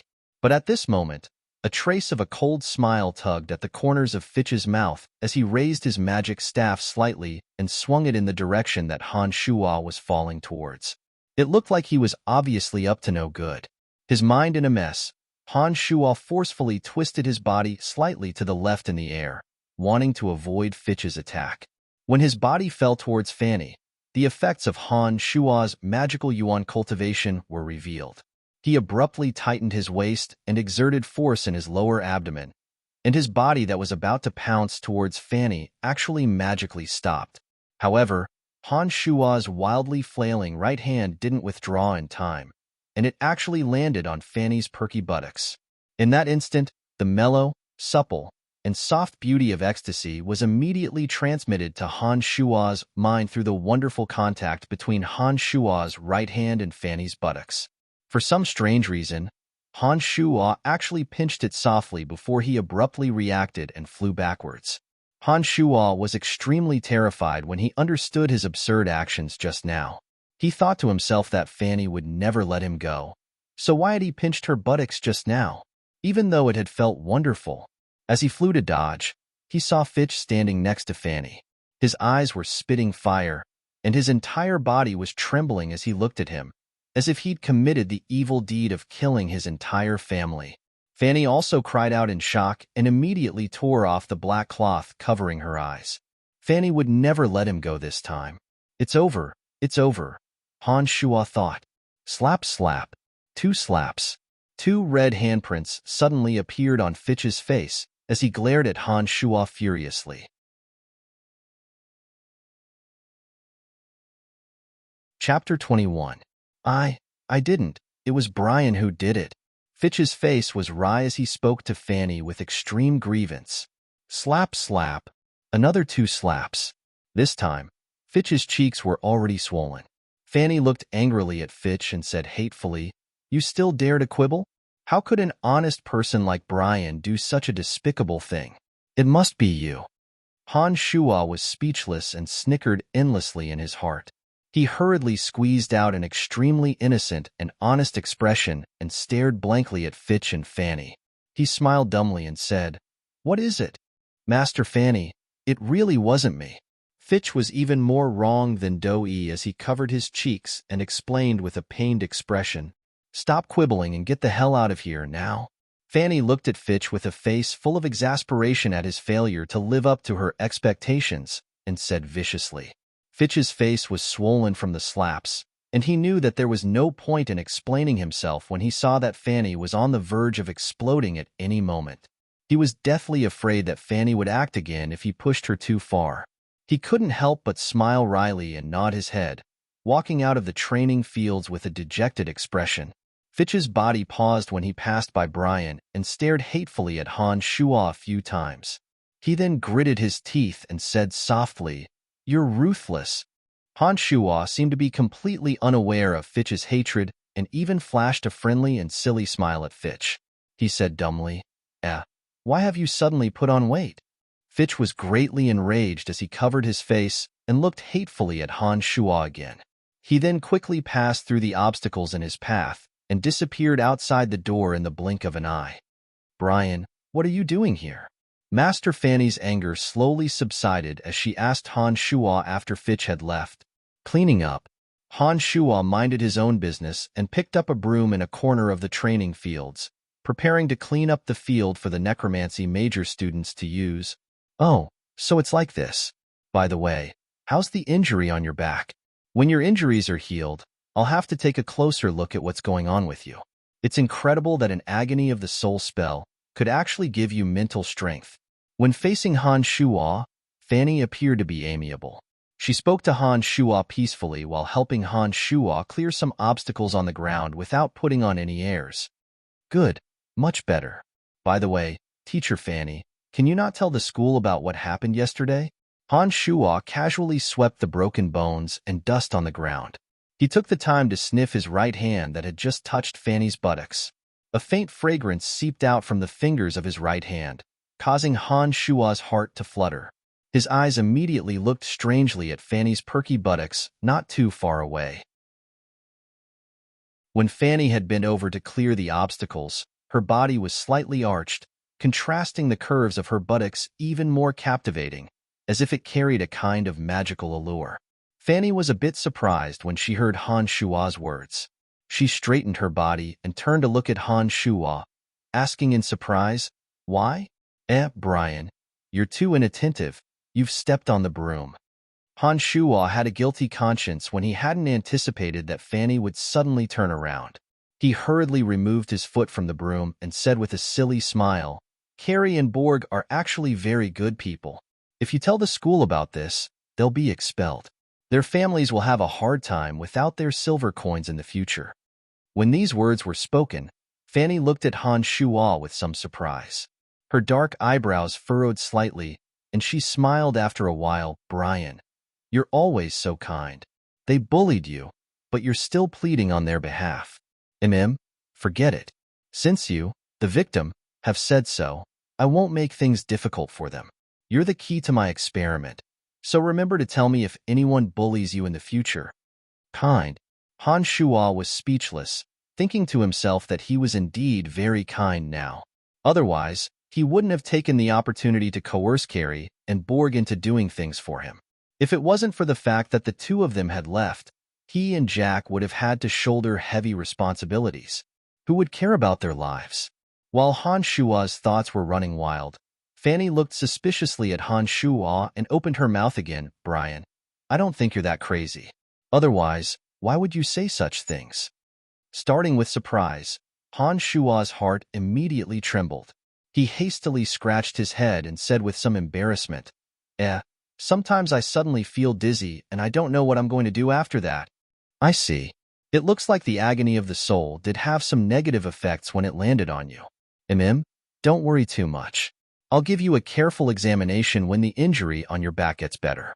I'll be sure to cure your strange ailments. It's about time. I still need to take the students to do the next few experiments. I'll go back and prepare. You clean up this place yourself." Fanny said a few words to Han Shuo and recited a necromancy incantation, sending the zombie warriors that had been summoned from the training fields back to the other dimension. She then left the training fields. Not long after Fanny left, Han Shuo also left to find Carrie and Borg, ignoring the mess that was the training fields. He said arrogantly to the two, "Don't worry, I've taken care of your matters. Now, you two, go clean up the training fields." Carrie and Borg were pleasantly surprised. After thanking Han Shuo, they eagerly picked up a broom and mop and happily left to help Han Shuo clean up the mess. Han Shuo had nothing to do after leaving the training fields. When he thought about what had happened yesterday, Han Shuo was quite curious about what was inside the jade box. He very much wanted to know just what the round ball inside was. Han Shuo couldn't ask anyone else about this matter, so he decided to head to the Dark Major's library after some thought and see if there were any records about the round ball. Each major had their own library within the Babylon Academy of Magic and Force. The books within each library were extremely rich, containing all sorts of detailed descriptions of all sorts of knowledge within the entire major. Normally speaking, the library wasn't open to the public, and there were strict rules and regulations for students from different majors to use the library. Using the excuse of helping Jack clean up, Han Shuo swaggered into the Dark Major's library with a brush in his hand. "Brian, what are you doing here? Shouldn't you be cleaning the training fields at this time?" Little Fatty Jack, who was arranging the magic books, couldn't help but exclaim softly when he saw Han Shuo walk in with a brush. Carrie and Borg, those two idiots, will be helping me clean the training field missions in the future. I've come to the library for official business this time." Han Shuo smiled faintly and casually picked up a magic book to take a look. He put it back after discovering that it was a book on the foundations of Dark Major magic. "Carrie and Borg are helping you clean the training fields? How is that possible? Could it be because you scared them after beating them up in the training fields yesterday?" Little Fatty Jack's face was full of surprise, and then he seemed to recall Han Shuo's performance in the training fields yesterday. He looked at Han Shuo with a bit of fear and continued, "Oh right, Brian, what happened to you yesterday? Why did it seem like you'd suddenly become a different person? We're so close, but even I was scared when I looked at you yesterday." Putting his hand on Jack's shoulder, Han Shuo laughed lightly. "That depends on who I'm dealing with. If it's someone who's against me, I naturally won't let them have it easy. With our relationship, I obviously won't beat you up." "Oh right, Jack. Where are the books that describe magical items in the Dark Major's library?" "Here, the second bookcase in the back." "Why are you asking this?" Jack pointed behind Han Shuo and asked in confusion. Nothing much. I'm just helping you clean up. Han Shuo smiled and walked towards the bookcase with descriptions of magical items. But Brian, I've already cleaned that bookcase. Then I'll help you clean it again. Han Shuo picked up a magical book from the bottom row and started flipping through it when he arrived at the bookcase that described magical items. He tossed the brush in his hand carelessly to the side. When he'd been observing the jade box last night, Han Shuo's mental strength had strangely flowed towards the ball within the jade box. This had caused Han Shuo to faintly feel the magical pulses within the ball. The current Han Shuo was no longer a newbie who knew nothing about magical knowledge. He naturally understood that the magical pulses meant that the ball should be some kind of magical item, and so he'd come to the library to search for the origins of the ball. Unfortunately, Han Shuo flipped through the books for a long time and read through most of them, only to discover that these books only had simple descriptions of common magical staffs, robes, and accessories. They weren't what he wanted to know at all. Dejectedly and helplessly tidying up the place, Han Shuo no longer held any hope for the books here. Instead, he went to the bookcase that contained the books on necromancy. Since he'd come to the library, he couldn't possibly return empty-handed. No matter what, he should bring a book back to read. Han Shuo thought as he started flipping through the books in the bookcase. Some of the magical books on the bookcase were more advanced, and Han Shuo probably wouldn't be able to understand them even if he brought them back. Therefore, he focused his attention on the bottom row. A magical book titled Introduction to Dark Creatures attracted Han Shuo's attention. Han Shuo picked it up and flipped through a few pages. He discovered that this book mainly talked about necromancers' descriptions of dark creatures that they could summon. Overjoyed, Han Shuo immediately found Jack and waved Introduction to Dark Creatures at Jack. He chuckled and said, "Jack, I'll take this book to study. Help me cover it up and don't let anyone notice." With that, Han Shuo didn't wait for Jack to speak. He excitedly hid the book in his clothes, grabbed the brush, and left the library.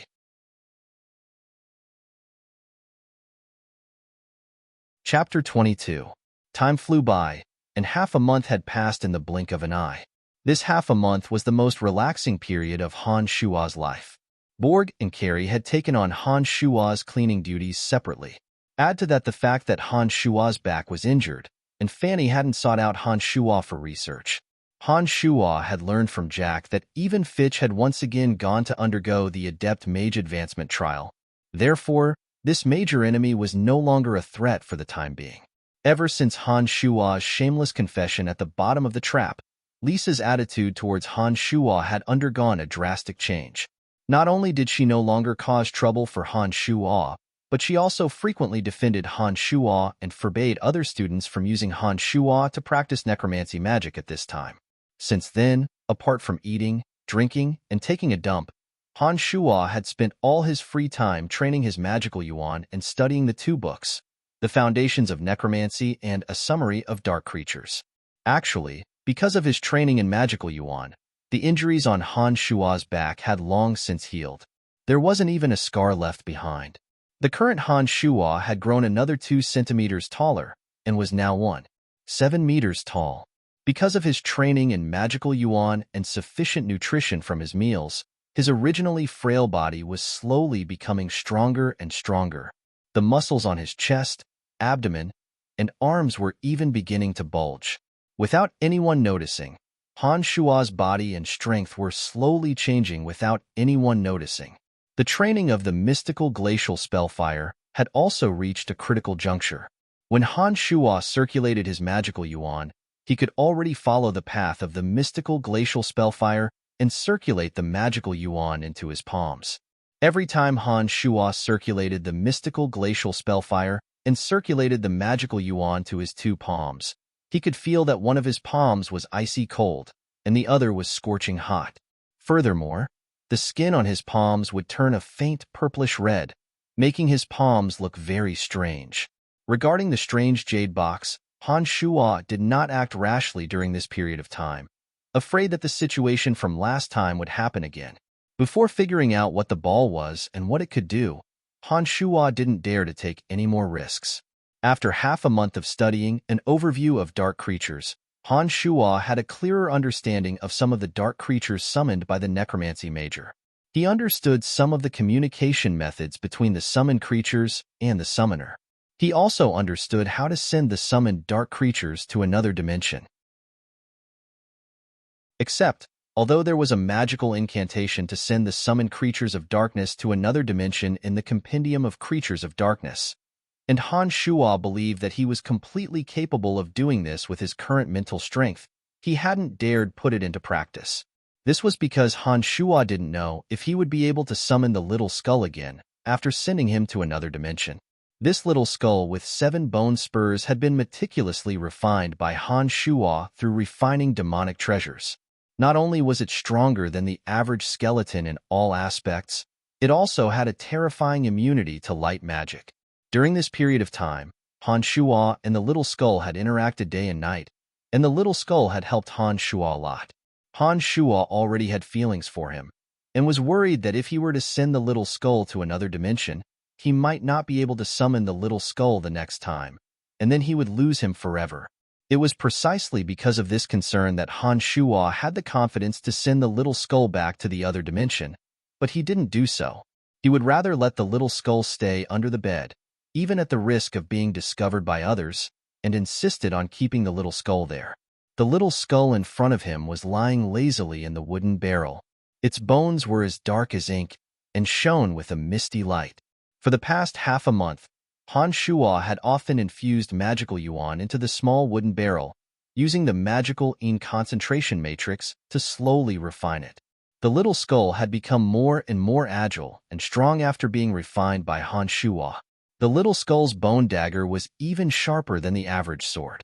Han Shuo had once experimented with a bone fragment and found that the bone fragment was instantly severed with a single slash of the bone dagger. While the little skull was constantly changing, Han Shuo had also benefited greatly from the training of the solid level of demonic yuan. Han Shuo's body had undergone a mysterious transformation. However, up until now, Han Shuo still couldn't break through this level of demonic yuan. Han Shuo carefully recalled the memories of Crazy, Chu Kanglin, and his understanding of some of the subsequent events. He came to a conclusion. If he wanted to quickly advance to the solid level, breaking and building was the most effective and fastest method. Every time Han Shuo was beaten up, or his skin and flesh were damaged, his body would recover quickly through the training of demonic yuan. Every time he recovered, his body would be stronger than usual, and his skin, flesh, and bones would be more resilient. Only by being damaged would he be able to speed up the training of the solid level after the demonic yuan was refined. After figuring this out, Han Shuo couldn't help but smile wryly. He thought to himself that the training of demonic yuan was basically suicidal. But now that he had embarked on this path, he had no choice but to find a way to quickly break through the solid level in order to increase his strength and gain even more strength. On this day, Han Shuo's figure appeared at the entrance to the martial arts school of the Babylon Academy of Magic and Force. After a few days of investigation, Han Shuo understood that the martial arts school was a place that specialized in training warriors and knights. However, the training of warriors and knights was completely separate. The students of the martial arts school were mainly commoners, and they only trained in fighting aura and martial arts, as well as some thoughts of loyalty to the emperor. The majority of the students in the knight school were nobles. It was a training ground for the sons of the royal family and warlords of the empire. These students often had extraordinary backgrounds, and their families were either strong or weak. Not only did they have to train in fighting aura and martial arts, but they also had to learn some noble etiquette, battle strategies, and the art of commanding. In the Knight Academy, these people learned all kinds of knowledge in order to have a good future in their own clans or in the empire. These kinds of Knight Academy students were all quite wealthy. In order to advance to senior knight, they didn't hesitate to spend money to find some commoners to be their sparring partners in actual combat to help them practice their martial skills. Some commoners who thought of themselves as physically strong would endure their blows in exchange for money in order to receive generous rewards. Even some commoner warrior students would come to be their human targets for money. Except, it wasn't easy to earn money. Some knight students would even beat some human targets to death when they missed. But because this was a consensual matter on both sides, the night students paid the money. Even if the human targets were accidentally beaten to death, it was their own fault and no one would care. Han Shuo had come here to become one of these human targets. However, Han Shuo wasn't here for money, but to train his body and break through to the solid realm of magical yuan. Many human targets stood in a spacious hall. These people were all strong and muscular, and wore the uniform of a poor commoner. Han Shuo focused his attention and discovered that there were some warriors mixed in. Some had come from outside the academy because of its reputation, and some were students of the warrior school. You're an errand boy of the academy, but your body isn't strong and you're not a warrior. Aren't you going to your death by coming here? Young man, I advise you not to earn this money, or you'll be beaten to death. A thin old man looked at Han Shuo from the entrance of the hall. Old man Jeff was in his 50s and was in the same profession as Han Shuo. He wore the clothes of an errand boy and was in charge of helping these human targets register. He felt that Han Shuo's body was emaciated and tried to persuade Han Shuo out of goodwill. Don't worry, Mr. Jeff, just help me register. I really want to try. Han Shuo looked at Jeff and pleaded. Since you're so insistent, then I'll help you register. AI, do you think this money is easy to earn? If you really are beaten to death, don't blame me for not warning you. Jeff saw that Han Shuo persisted after many attempts at persuasion, and that there were still people queuing up behind him to urge him, so he finally couldn't dissuade Han Shuo. He sighed and agreed, helping Han Shuo register Brian's name. When Han Shuo walked into the hall, the other human targets all looked at Han Shuo with odd expressions. Most of their gazes were filled with disdain, but there were also a few kind-hearted people who revealed expressions of pity and even urged Han Shuo not to try. Although Han Shuo's body was a bit stronger than Brian's from before after cultivating the demonic arts, because Brian's original body was all skin and bones like a skinny monkey, Han Shuo was only a bit stronger than the original Brian. Compared to these brawny men whose arms were thicker than his thighs, there was naturally a world of difference. Listen to me. You'd better leave this place as soon as possible, or you'll certainly be beaten to death. As Han Shuo sized up his surroundings, a thin young man in his 20s came to Han Shuo's side and spoke up to persuade him. This young man was wearing the uniform of a warrior student. Although his body didn't look strong enough, because he was a warrior himself, there was no doubt that his strength was much stronger than those who only looked strong on the outside, but didn't cultivate any martial arts or fighting aura. Thank you. I'd like to try. Han Shuo revealed a friendly smile, nodded at the young man, and said faintly, My name is Jared, and I often come here to earn some extra money. Even with my strength as a journeyman swordsman, I've been seriously injured by them before. I've seen too many people accidentally beat to death in order to earn this kind of money. I hope you can listen to my advice and leave this place as soon as possible, or you'll really regret it. Jared looked sincerely at Han Shuo and tried to persuade him with a face full of sincerity. Smiling and shaking his head, Han Shuo smiled and said, My name is Brian. Jared, it's nice to meet you. I'm very grateful for your good intentions, but I must try. Seeing that Han Shuo was so insistent, Jared couldn't help but sigh. He shook his head and didn't say anything else, but his gaze when looking at Han Shuo was full of sympathy. It looked like he believed that Han Shuo would die without a doubt.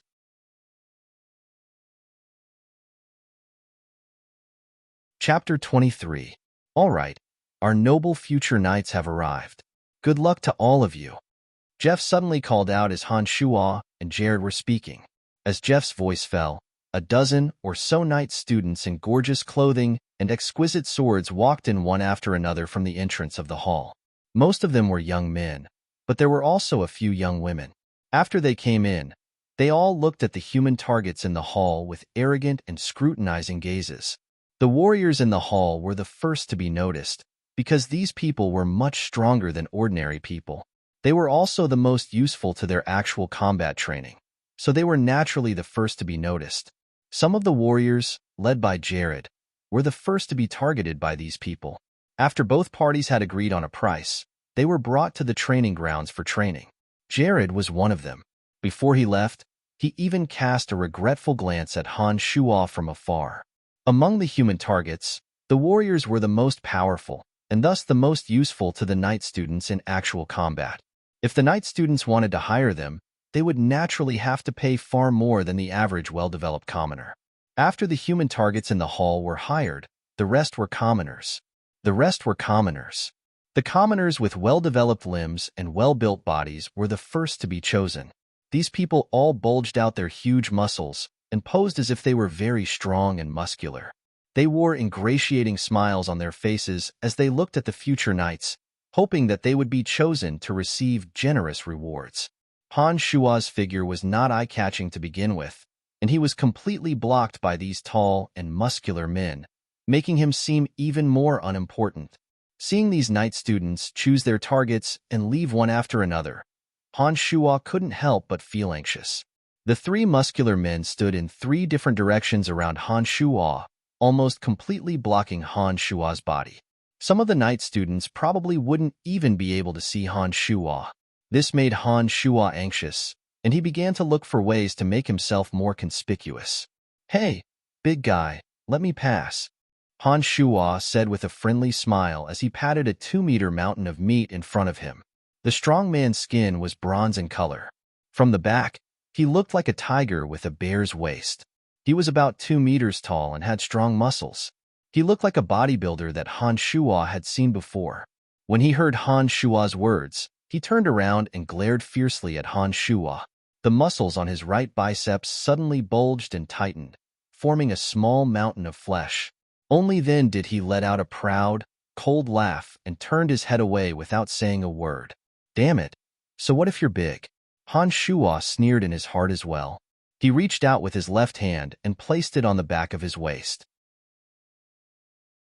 Suddenly, he pushed out with his left hand. Thud, thud, thud. The muscular man's body staggered as Han Shua's force surged into his lower back. He stumbled forward 3 steps. Because there were too many of these mountains of flesh in the hall, it was already quite crowded. This person's sudden collision caused the people next to him to suffer the same fate. They were also pushed aside involuntarily, and the area in front of Han Shua suddenly became chaotic. "Damn it, Daniel. Are you trying to break the rules?" The other mountains of flesh that had been knocked over by the man named Daniel immediately yelled angrily at Daniel after stabilizing themselves.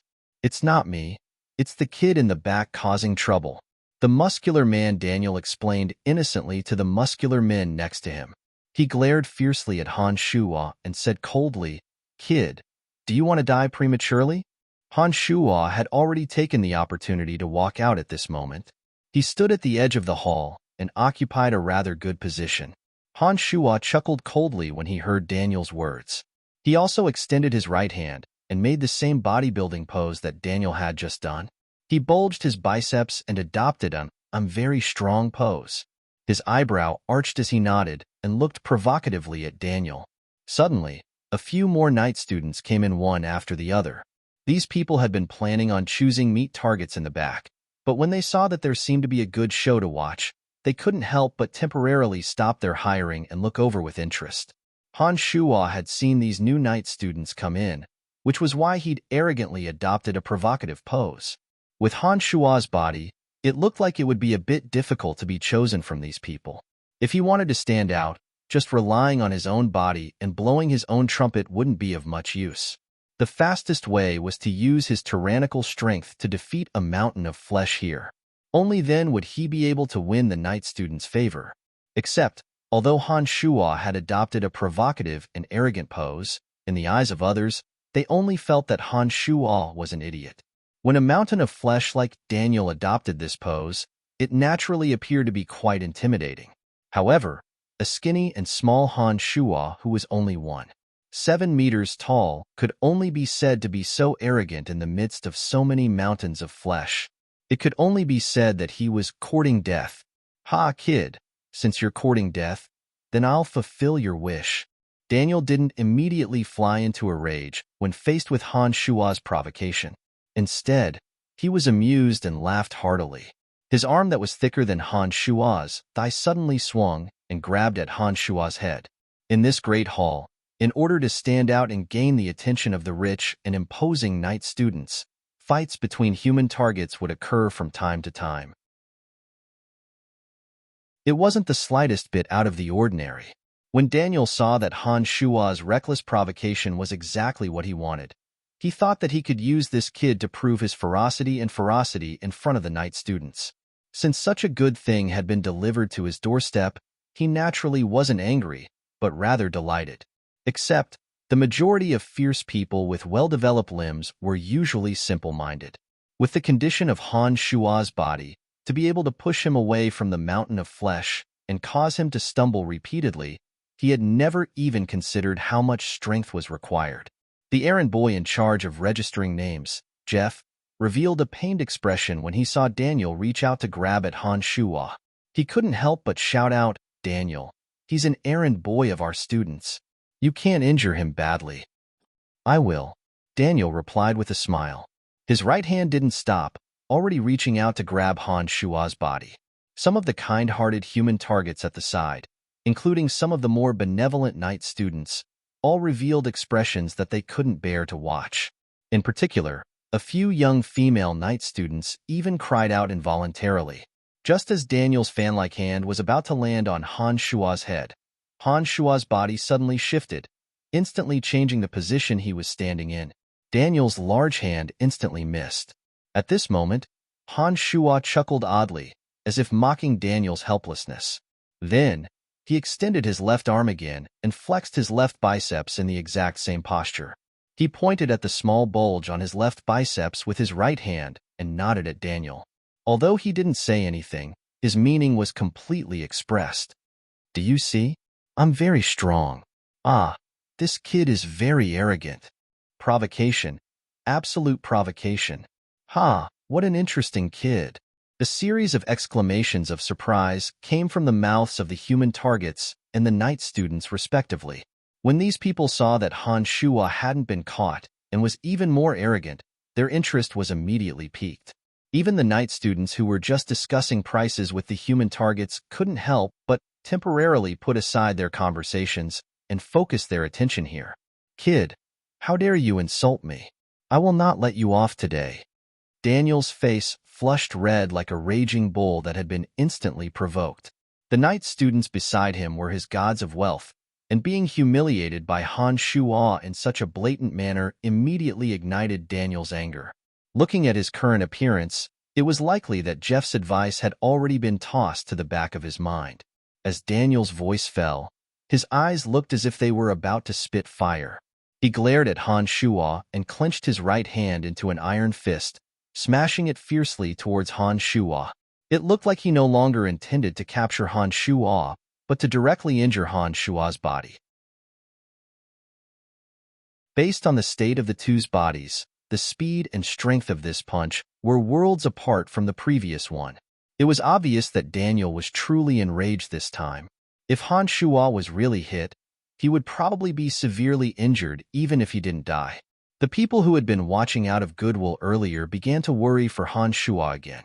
Seeing that the attack was about to reach him, Han Shua straightened his heel and suddenly twisted his body, miraculously dodging Daniel's iron fist once again. Daniel's punch missed, and his body staggered and flew far away due to inertia. The spectating human targets in front of him all retreated rapidly in shock, afraid that they would be caught in an undeserved calamity. Looking at Han Shua again, his arms formed a ring shape and placed them on his chest from both sides of his ribs. His fists were facing up, and the backs of his fists were pressed against each other.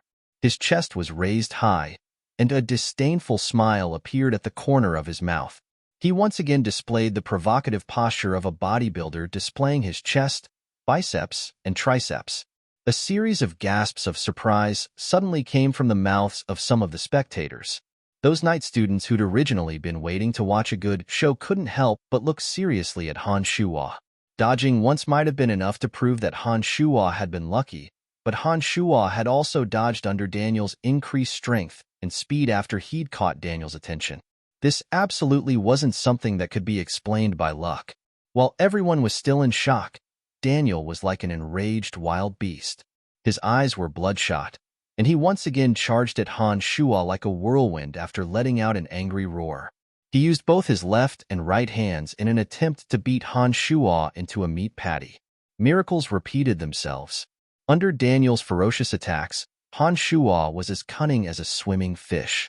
His speed was also extremely fast, and he dodged Daniel's attacks time and time again. He was even able to take the opportunity to assume all sorts of strange and fancy bodybuilding postures that didn't repeat at all. Han Shuo's actions were definitely a naked provocation, a dazzling display of arrogance. Wow, he's so strong. He doesn't repeat even one of these provocative postures. I've never seen it before. A female night student cried out in surprise. This kid is a bit strong. A male night student cried out in surprise.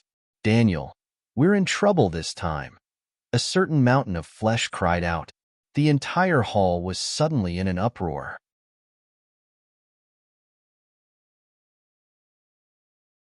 Chapter 24. Damn it, I'm going to kill you. Daniel roared crazily. He'd gone completely insane and began to attack Han Shuo as if he were going to throw his life away. However, Han Shuo was like a sturdy boat in the middle of a raging ocean. He looked like he would capsize at any moment, but he was still unscathed. At this point, everyone fully acknowledged Han Shuo's dodging speed. No one thought that Han Shuo's previous dodging was due to luck. Those who'd been worried about Han Shuo all wore relaxed smiles. Even Jeff crossed his arms and looked on with a smile. Finally, Daniel's stamina ran out and he stopped, panting heavily. He glared angrily at Han Shuo and roared, "Brat, take a punch from me if you have the guts. What's the use of just dodging?" Daniel had only been complaining out of anger. Even he himself didn't think that Han Shuo would take a punch from him. However, Han Shuo unexpectedly stopped his various bodybuilding poses and nodded calmly at him. He smiled and said, "No problem." Everyone began to size up Han Shuo again after these words were spoken. Many revealed puzzled expressions. Han Shuo had a small and skinny build, so his speed and agility made sense. However, no one thought that a small and skinny Han Shuo who hadn't trained in fighting aura could compete with Daniel in strength, who was obviously a big muscle man. Even Daniel himself was stunned by Han Shuo's reply. He immediately reacted and laughed wildly. Good, you're courting death. Don't blame me." Daniel had always been proud of his strong body and fierce strength, and relied on this to earn this reward.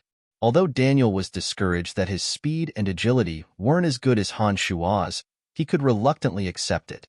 The opportunity to display his great strength was right in front of him. Whether or not he could wash away the humiliation he just suffered depended on this blow. Daniel naturally wasn't willing to let it go. Gathering his strength, Daniel punched out with his right fist. The veins on his entire arm bulged, and his speed and strength were raised to the peak as he suddenly punched at Han Shuo. Han Shuo narrowed his eyes slightly, and a vicious cold light flashed in his pupils. He was like a venomous snake waiting for its prey at the entrance of a cave, giving off a cold and sinister feeling.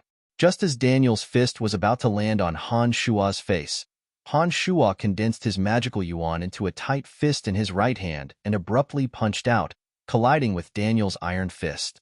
Pa! After a crisp sound, Daniel suddenly let out a blood-curdling scream like a pig being slaughtered.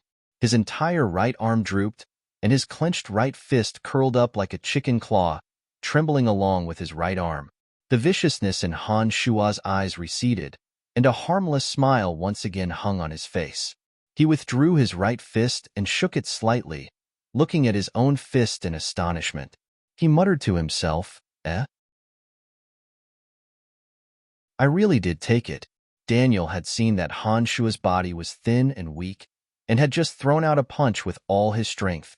He wasn't simply trying to teach Han Shuo a lesson, but was obviously planning on killing Han Shuo. The current Han Shuo was no longer a coward who meekly accepted adversity. Although he would feign ignorance, he naturally wouldn't be soft-hearted when faced with someone who wanted to kill him. The bizarre scene of the two's fists colliding completely stunned the many night students and human targets in the hall. Some of the commoner human targets on the side looked at Han Shuo with a trace of fear. Those closest to Han Shuo all automatically moved away, allowing Han Shuo to occupy the best position. The night students were all extremely excited and started whispering to each other in discussion. Some even suspected that Han Shuo was one of the rare barbarians on the continent, or that he was a half-beast in human form. Daniel was still howling in pain as his right arm trembled continuously. Everyone knew what the crisp sound just now meant. They knew that Daniel's right arm was most likely crippled from just one exchange of fists.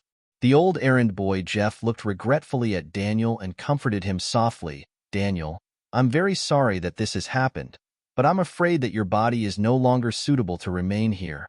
When Daniel heard Jeff's words, he couldn't help but glare at Han Shuo with resentment, and then walked past Han Shuo, walking out of the hall. There were too many people who had been injured in the fights here, so there were already a few rules.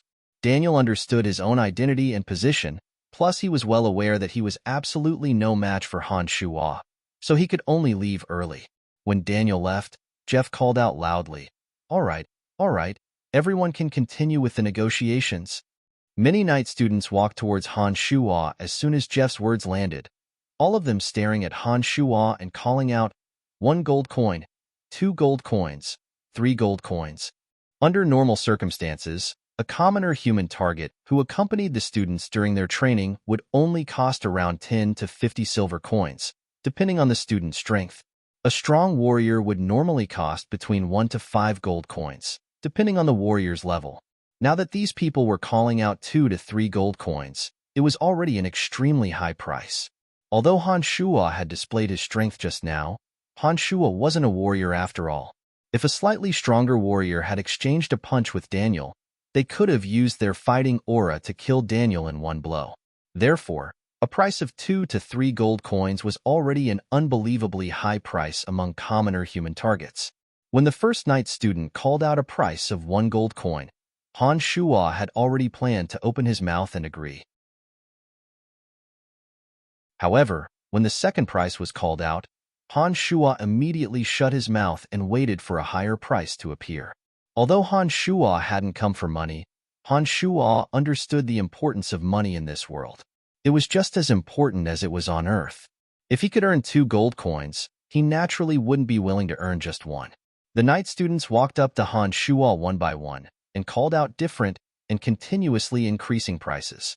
However, Han Shuo was only a commoner after all, and not a warrior with astonishing strength.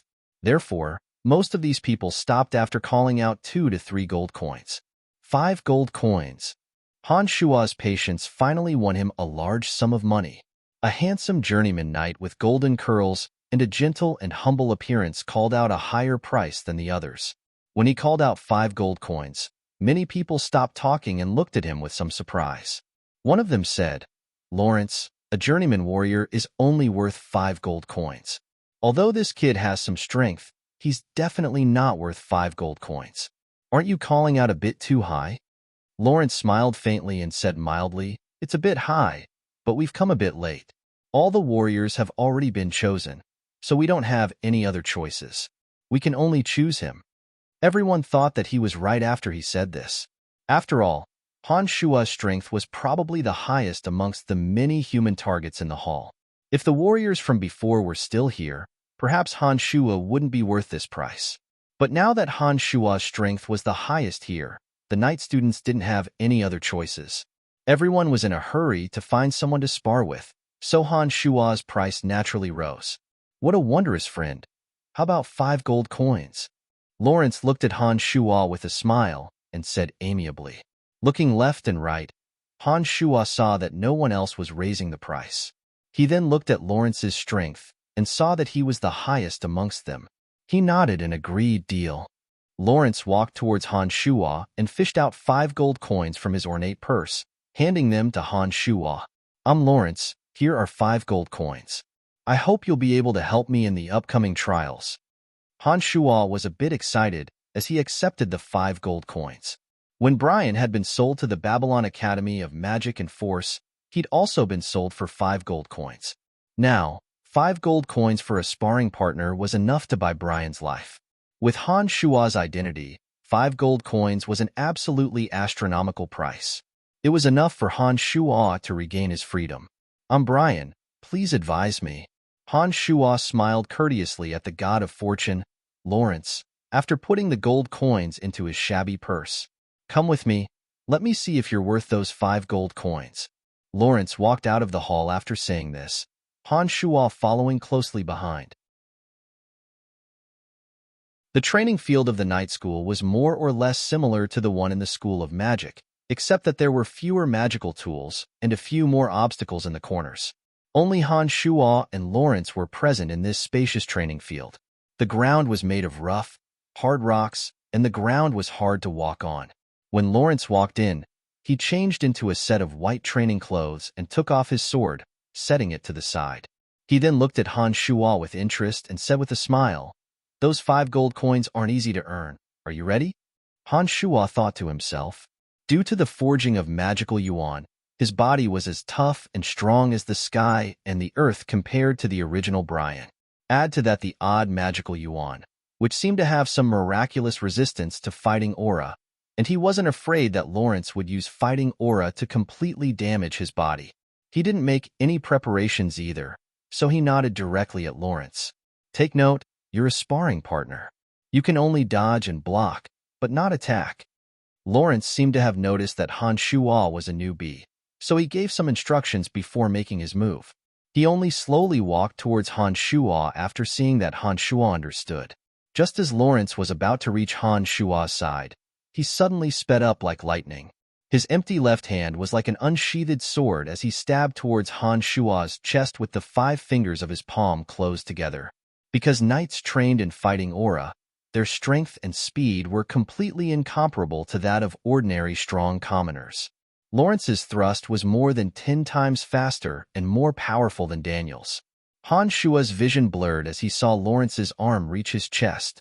He was startled and immediately circulated his magical yuan, twisting his body abruptly and dodging to the side. With a ripping sound, the clothes in front of Han Shuo's chest were torn open by Lawrence. Han Shuo felt a chill in front of his chest and then saw his clothes flutter. He couldn't help but rejoice that he dodged in time. It was a pity that before he'd even finished rejoicing, a strong force suddenly surged into his lower abdomen. Han Shuo's body involuntarily stumbled backwards, finally landing on his butt on a hard rock. He felt as if his stomach and intestines were tangled together, and the pain was extreme. He abruptly lifted his head and discovered that Lawrence's foot was still suspended in midair. Lawrence was looking at him with a face full of ridicule. "Brian, I've already held back this time and didn't take the opportunity to attack. I won't be so merciful next time." Lawrence had condensed fighting aura in that kick just now. However, although Lawrence had used fighting aura on his physical strength and attack, he'd only withdrawn it and hadn't released it. He'd only used fighting aura to increase his physical strength and attack power, and hadn't used fighting aura to directly enter Han Shuo's body to destroy Han Shuo's body. It was precisely because of this that Han Shuo's magical yuan hadn't undergone any changes. His body had forcefully endured the violent impact this time, and his gradually strengthening body had also been immediately damaged. Nodding, Han Shuo's brow furrowed tightly as he endured the pain in his lower abdomen. He stood up from the ground and looked coldly at Lawrence. "I'll be careful from now on." Again.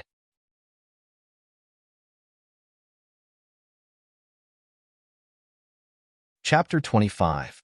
Lawrence looked at Han Shuo with a bit of surprise, then smiled and said, "Very good." His body suddenly moved again, appearing in front of Han Shuo in the blink of an eye. His leg once again kicked out fiercely like lightning, his target still being Han Shuo's lower abdomen. At this moment, Han Shuo's lower abdomen had been violently kicked, and his body was already in extreme pain. He knew very well that the speed and strength of Journeyman Knight Lawrence's attacks weren't something that he, who hadn't even passed the solid level of magical yuan, would be able to completely defend against. However, for some reason, Han Shuo didn't feel the slightest bit of fear. Instead, he felt a vague sense of anticipation and excitement. The magical yuan within his body instantly circulated a few times around his lower abdomen, and Han Shuo immediately felt the pain in his lower abdomen lessen. He was unprecedentedly focused and calmly faced Lawrence's attacks from behind.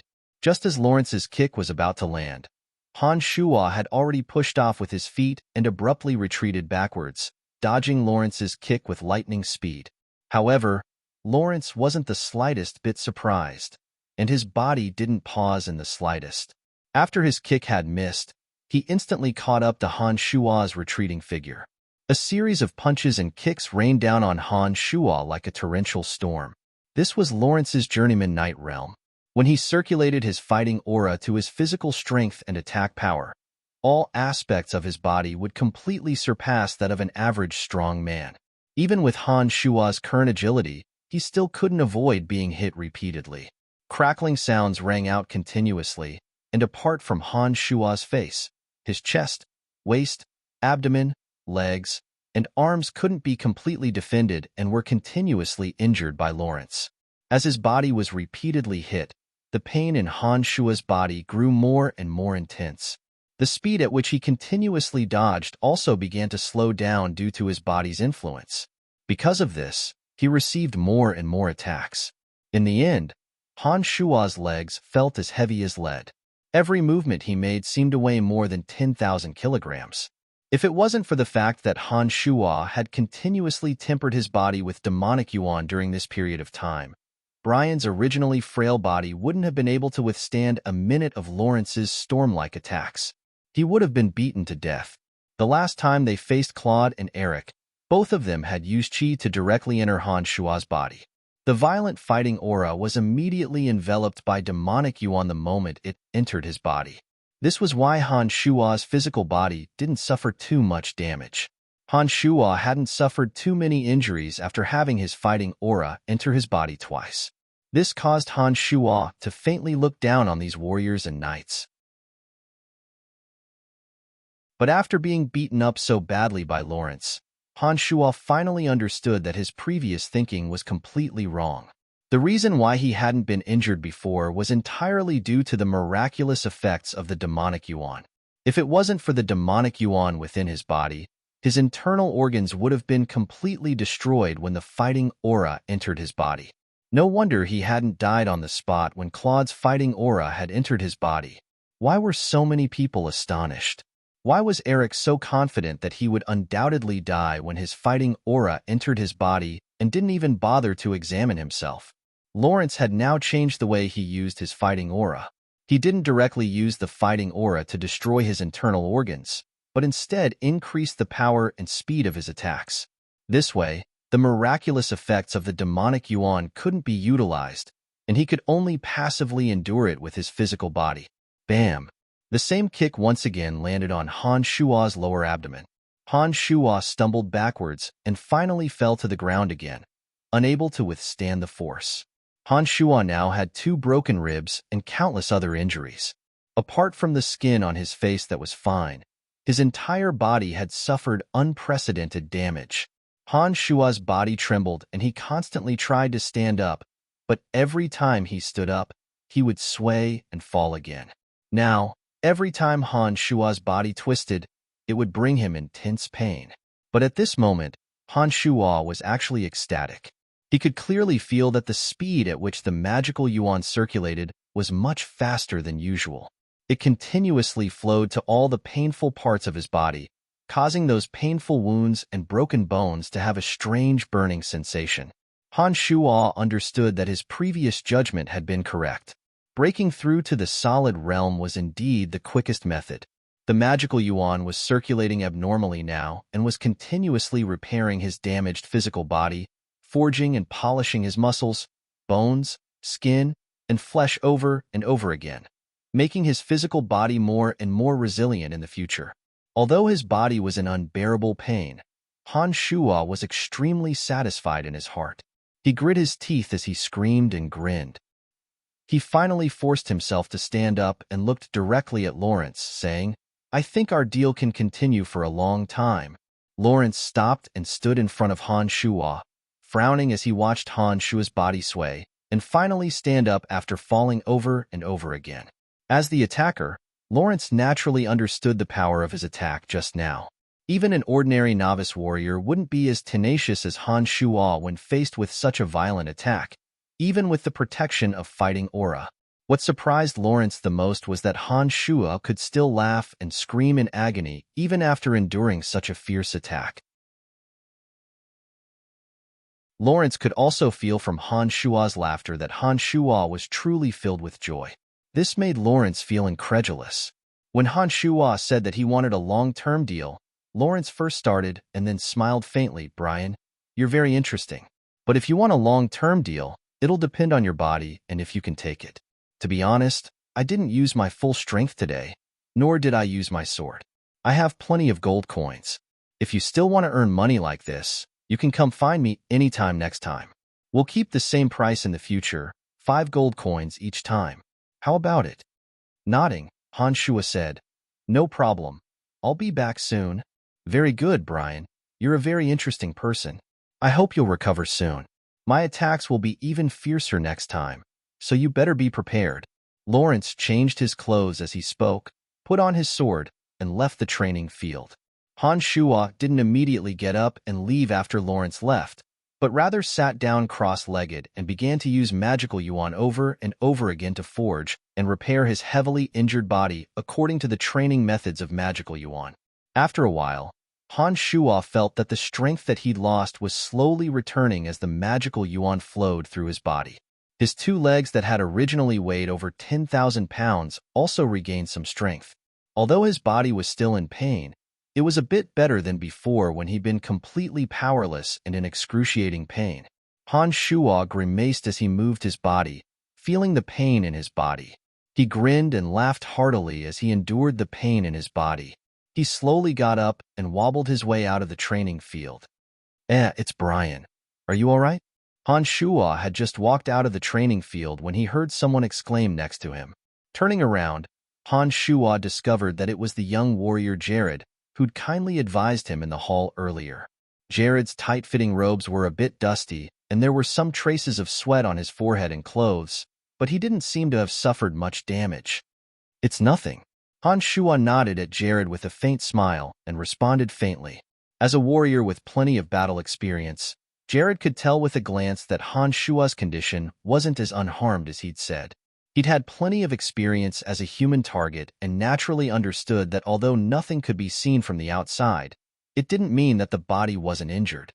Han Shuo's current condition, whether it was his gait or his facial expressions, all indicated that his body was in terrible shape. Jared quickly approached Han Shuo and reached out to support Han Shuo. He frowned. You're still saying it's nothing? Your body must be in terrible shape right now. How about this? I'll send you back. It's a good thing you made it out alive. I thought you'd be beaten to death. Jared had good intentions, but Han Shuo was now an errand slave of the necromancy major, and a crazy one at that. If he went back with Jared, it would definitely attract some unnecessary trouble. In addition, Han Shuo didn't want to owe anyone favors. Although his body was in terrible shape right now, as long as he endured it, it wouldn't be a problem for him to walk slowly. Therefore, Han Shuo pulled away Jared's supporting hand and said with a smile, Thank you, Jared. It's really nothing. I can go back myself. After saying this, Han Shuo was about to leave, but when he turned around, he suddenly saw a familiar figure walking towards him from afar, Claude. Claude had a human target behind him and was also walking towards the night student's training field. It looked like he was also planning on training himself as a human shield. When he'd come to the Night Academy, Han Shuo had already made preparations to meet Claude. Last time in the Light Magic Academy, Han Shuo's little skull had almost been smashed to pieces by Claude's attacks. Even Han Shuo's fighting aura had entered his body.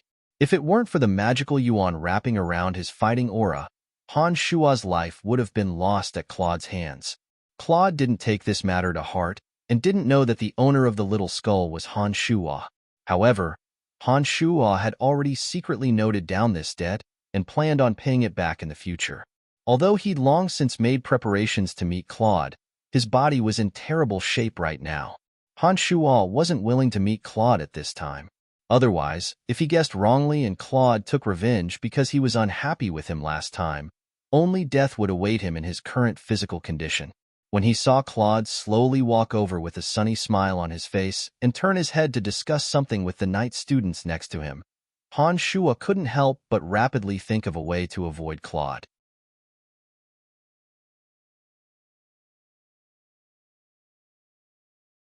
Chapter 26. When Claude came closer and closer, Han Shuo grinned and gave a low cry. He bent his body and lowered his head to grab at his ankle, as if to examine the injury. Jared frowned involuntarily when he saw Han Shua's movements and leaned towards Han Shua. He supported Han Shua with one hand and said, "How is it? Is your ankle injured? Let me take a look." "It's nothing. I just twisted it a little." Han Shua bent his back and lowered his head as he said lowly. Claude and a few night students had just arrived at this time. These people had all arrived later and didn't recognize Han Shua. There were many who were severely injured or disabled in this place, so Han Shua's current performance didn't draw too much attention. Claude glanced at Han Shua's figure and didn't pay much attention to it. He chatted and laughed with the people next to him and passed by Han Shua to leave. Han Shua's ankle had indeed been twisted earlier and was now a bit swollen. Jared lowered his head to take a look and exclaimed softly, "It's swollen so badly. Let me take you back." Seeing that Claude's footsteps were getting further and further away, Han Shua straightened his body again and twisted on his toes. He smiled at Jared. "I suddenly feel much better. Thank you, Jared. There's really no need." Han Shua's walking speed increased after he'd spoken these words. He didn't even make a sound as he quickly disappeared around the corner. Jared shook his head with a face full of confusion when he saw that Han Shua seemed to be fine. He said with surprise, "What a strange person." Han Shua returned to the necromancy major of the School of Magic when the sky was about to darken, dragging a body riddled with wounds. Most of Han Shua's necromancy errand boy tasks were taken over by Carrie and Borg now, so Han Shua didn't have to worry about them. After returning and receiving his dinner, Han Shua immediately returned to the warehouse. After locking the door tightly, he immediately began to use demonic arts to continuously forge and repair his body. There wasn't a single part of his body that didn't hurt. His skin, flesh, tendons, and bones were all severely injured. The demonic yuan circulated through his entire body in accordance with the demonic arts training method. Every time the demonic yuan circulated through his entire body, Han Shua would feel his strength gradually recovering amidst the burning pain. During this process, the magical yuan circulated unceasingly, seemingly strengthening bit by bit, bringing Han Shua a new pleasant surprise. He thought to himself, "It seems that the process of body forging is also a gradual process of increasing demonic yuan. In the future, I'll have to continuously endure this kind of damage in order to temper my body." In the latter half of the night, the pain in Han Shua's body had improved a lot. At this time, Han Shua continued to practice the mystical glacial spellfire, circulating the demonic yuan to the palms of his hands over and over again, according to the circulation method of the mystical glacial spellfire. Time flew by quickly, and Han Shua's entire being sunk into a strange state that he was completely unaware of. There were no distracting thoughts in his mind, only the persistence and tenacity of training. He had long since forgotten the pain from the injuries on his body, and just continued to circulate the demonic yuan according to the circulation method of the mystical glacial spellfire. In the past, Han Shua had always restrained himself when he practiced demonic arts, and would wake up after a certain time. He had never been so engrossed in it before. The Han Shua of today seemed to be lost in it, forgetting the passage of time, forgetting his own existence, and forgetting all worldly distracting thoughts. Bam! The small door to the warehouse was abruptly slammed open, and Han Shua abruptly woke up. His brow creased, and his eyes shot cold lightning straight at Jack. Jack trembled in fright when Han Shua's gaze landed on him, and only exclaimed softly when he saw the cold lightning in Han Shua's eyes recede. "Brian, so you really were in the warehouse. I thought something had happened to you." Han Shua immediately checked the state of his body after he woke up, and suddenly discovered that his body, which had been badly injured, had more or less recovered. The demonic yuan within his body was a bit stronger than before, and his mental strength was also much clearer than before. "What could have happened to me? I just woke up a day late. Borg and Carrie helped me clean anyways, so it's no big deal." Han Shua shook his stiff neck, which emitted creaking sounds. When Han Shua walked down from the small wooden bed and twisted his body, the bones in his entire body made crisp, popping sounds, causing Jack to freeze in place in shock. After a while, Jack seemed to suddenly wake up when the strange sounds in Han Shua's body had disappeared. He called out involuntarily, "Oh, Brian, you didn't just wake up a day late. You haven't appeared for 6 days in a row. I knocked on the door for a long time, but you didn't respond. I thought something had happened to you." Han Shua was also startled when Jack said this. 6 days? Could it be that he'd trained for a whole 6 days? Han Shua suddenly remembered that in the memories that Chu Kanglin had left behind, there was a saying of entering the demonic path when practicing demonic arts. Due to coincidental circumstances, demonic practitioners would sometimes fall into the realm of entering the demonic path.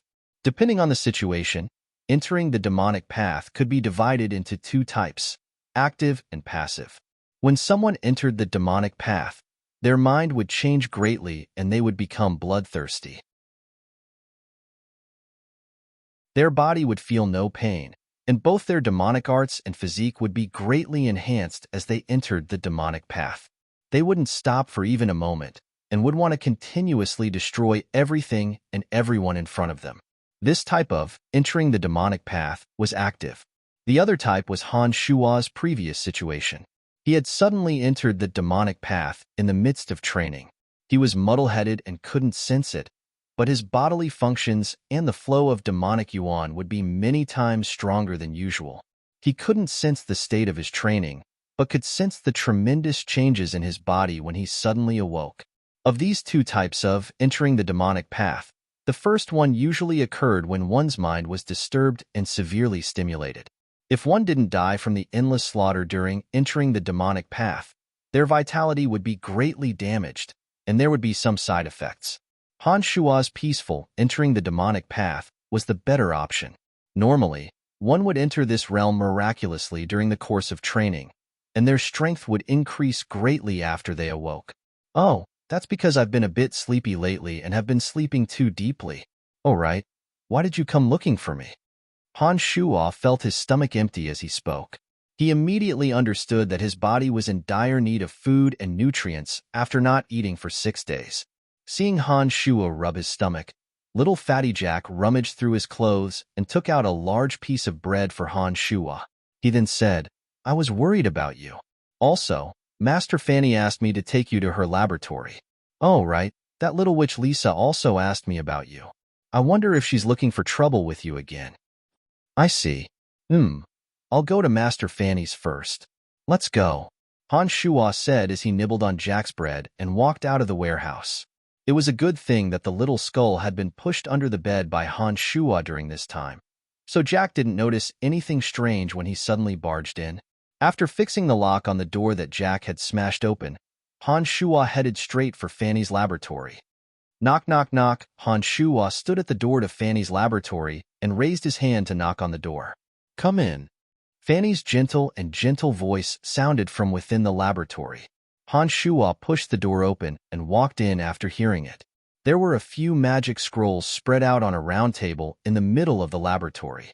The magic scrolls were engraved with mysterious and exquisite magical characters and diagrams. Even a rookie like Han Shua, who had just entered the Hall of Magic, could feel the strong magical pulses from the magic scrolls from afar. At this moment, Fanny was bent over and chanting an incantation. Her slender fingers were dipped in the brown magic potion beside her as she sketched out exquisite lines on the magic scrolls. These exquisite lines seemed disorderly, but they also gave off a very harmonious and wonderful feeling. After a while, Fanny had sketched out a scroll and infused magical elements into the magic scroll after chanting an incantation. A desolate, lonely, and gloomy presence immediately emanated from within the scroll. A dark brown light flashed on the scroll and it automatically rolled up. Putting away the completed magic scroll, Fanny lifted her head to take a look and couldn't help but grin lightly. "Oh, it's Brian. How are the injuries on your back?" "Many thanks to Master Fanny's concern.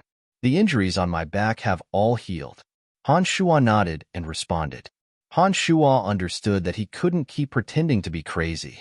Although being crazy would bring him some convenience, there would be problems sooner or later if he continued. Since that was the case, he might as well slowly change himself and let everyone unknowingly accept a new version of himself. Even if he changed then, they wouldn't find it abrupt, but would instead think that he had suddenly come to a realization after going crazy. Brian, who had possessed the body, had suffered a great deal in the necromancy major. Han Shuo had originally decided to take revenge for Brian after climbing out of the grave. He'd more or less taught Carrie, Borg, and Baklissa a lesson by now. It could be said that he'd taken quite a bit of revenge for Brian. Han Shuo was still in the necromancy major because he was making plans for his future. After understanding this world, Han Shuo finally understood that he had to continuously increase his strength in order to survive in this world. The Babylon Academy of Magic and Force was a place where he could continuously improve himself. Han Shuo had stayed here to make use of the Academy's resources to continuously improve all aspects of himself, including strength, knowledge, and a complete understanding of this world. Therefore, Han Shuo knew that he couldn't continue being crazy like this. He needed to change himself bit by bit. Oh, that's great.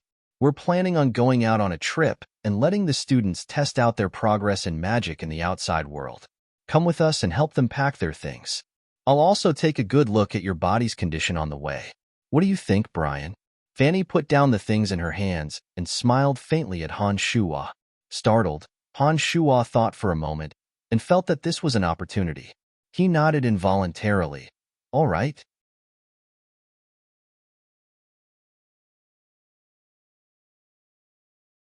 Chapter 27. All right then, we'll set off in 2 days. Make some preparations in the next few days. As for your errand work, I'll have the school temporarily handed over to the 3 of them. You don't have to worry about it. Seeing that Han Shuo had agreed, Fanny smiled charmingly. Her beautiful face was even more enchanting because of her smile, causing Han Shuo's heart to flutter slightly. Before he had been placed in Brian's body, Han Shuo's life could be said to be a failure. Not only had he achieved nothing in his career, but his love life was even worse. He still didn't know what it was like to be a woman. After coming to this world, Han Shuo's self-control had become weaker and weaker due to his cultivation of demonic magic. His various desires had become more and more intense. Han Shuo could be considered a person who had died once. The muddle-headed life in the past had completely bound him. In addition to that, because of his family and personality, although he had some evil thoughts, he didn't dare to have any extravagant hopes. Now that he had arrived in this completely unfamiliar world, after cultivating demonic magic and following the gradual increase in his strength, many of the powers that had previously restrained him had also disappeared.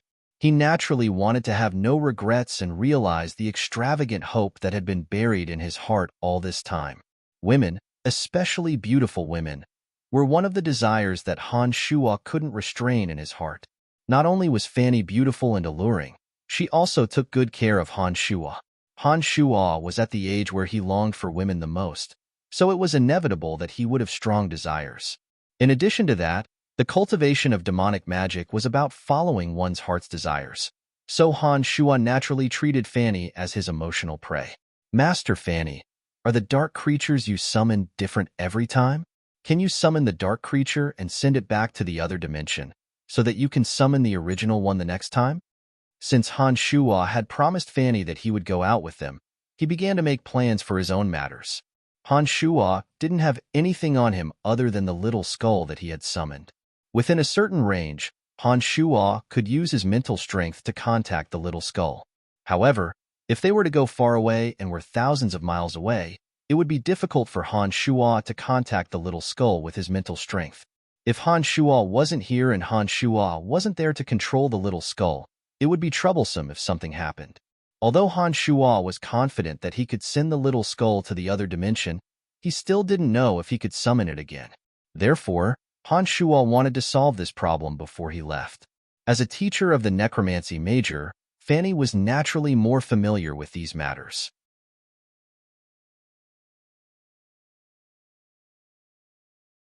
Fanny had filled the paper with words after a while and inserted the feather into the pin holder. She handed the paper to Han Shuo and smiled. This is the incantation and method to leave a magical brand on a summoned dark creature. Give it to Lisa. I think that with her strength as a novice mage, she should know how to do it. Overjoyed, Han Shua almost trembled as he accepted Fanny's thin paper. He smiled and nodded, saying impatiently, "I'll go now. Lisa will be very happy." Han Shua took the thin paper excitedly and quickly left Fanny's laboratory after he'd spoken. What a pure and innocent young fellow. I hope that Lisa will make less trouble for him in the future with this. Fanny smiled faintly and said ruefully when she saw Han Shua leave in a hurry. Deep into the night, in the cemetery behind the Babylon Academy of Magic and Force. O endless darkness, transform into the bone arrow of destruction. With my will, destroy everything before me. Bone arrow. A low magical incantation sounded, and a sharp bone arrow instantly formed in the air. It whistled fiercely as it abruptly pierced into the chest of a scarecrow in front of it. "Haha, I can finally successfully release the bone arrow." Han Shua laughed loudly and said proudly when he saw that the bone arrow hadn't shattered midway and hadn't gone the wrong way this time. It had been a long time since the incident that had occurred in the cemetery, and Han Shua was certain that no one would pay attention to this place again when he'd returned to the cemetery and started practicing the bone arrow. Han Shua's mental strength had increased rapidly in this period of time, especially after he'd played with that strange ball last time. Han Shua's mental strength had greatly increased after he'd escaped death. After continuous practice and understanding of magical knowledge, Han Shua could finally completely grasp this low-level necromancy spell, Bone Arrow, without the slightest error. The little skull stood ramrod straight in the distance, its empty eye sockets continuously patrolling the surroundings as it moved its head. The bone dagger in his hand was gripped within the 5 bones of his right hand, sparkling with a cold, eerie light under the moonlight. Tomorrow, he would temporarily leave the Babylon Academy of Magic and Force with Brahma and the others and head to the outside world. The fact that Han Shua had used Lisa's name to ask Fanny for advice wasn't exposed. This was a small matter after all, and Fanny wasn't someone who would ask about everything. She'd naturally forget about it after a day or two. Han Shua had consulted the foundations of necromancy and an overview of dark creatures over the past few days. He'd carefully studied and pondered over the contents of Fanny's thin paper, and was now confident that he could leave a magical brand on the little skull's body. Before he left the next day, Han Shua finally decided to make his move.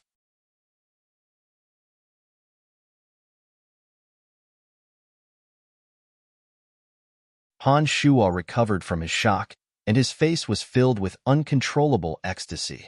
He shouted to the sky, F***CKME, this is F***King amazing.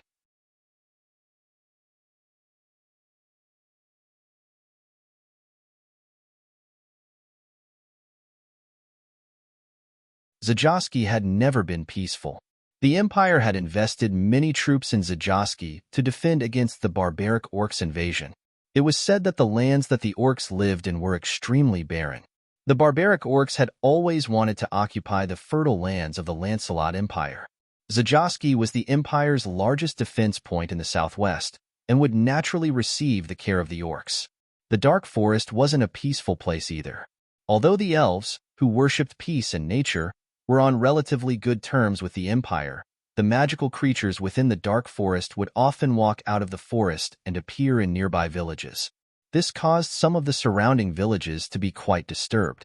Perhaps it was because Zajoski wasn't peaceful that the Empire had expended a great deal of money to build a magical transportation matrix within the city in order to facilitate communication between the Empire and Zajoski.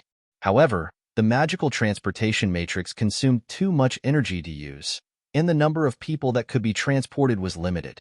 Therefore, it couldn't support large-scale military deployments at all.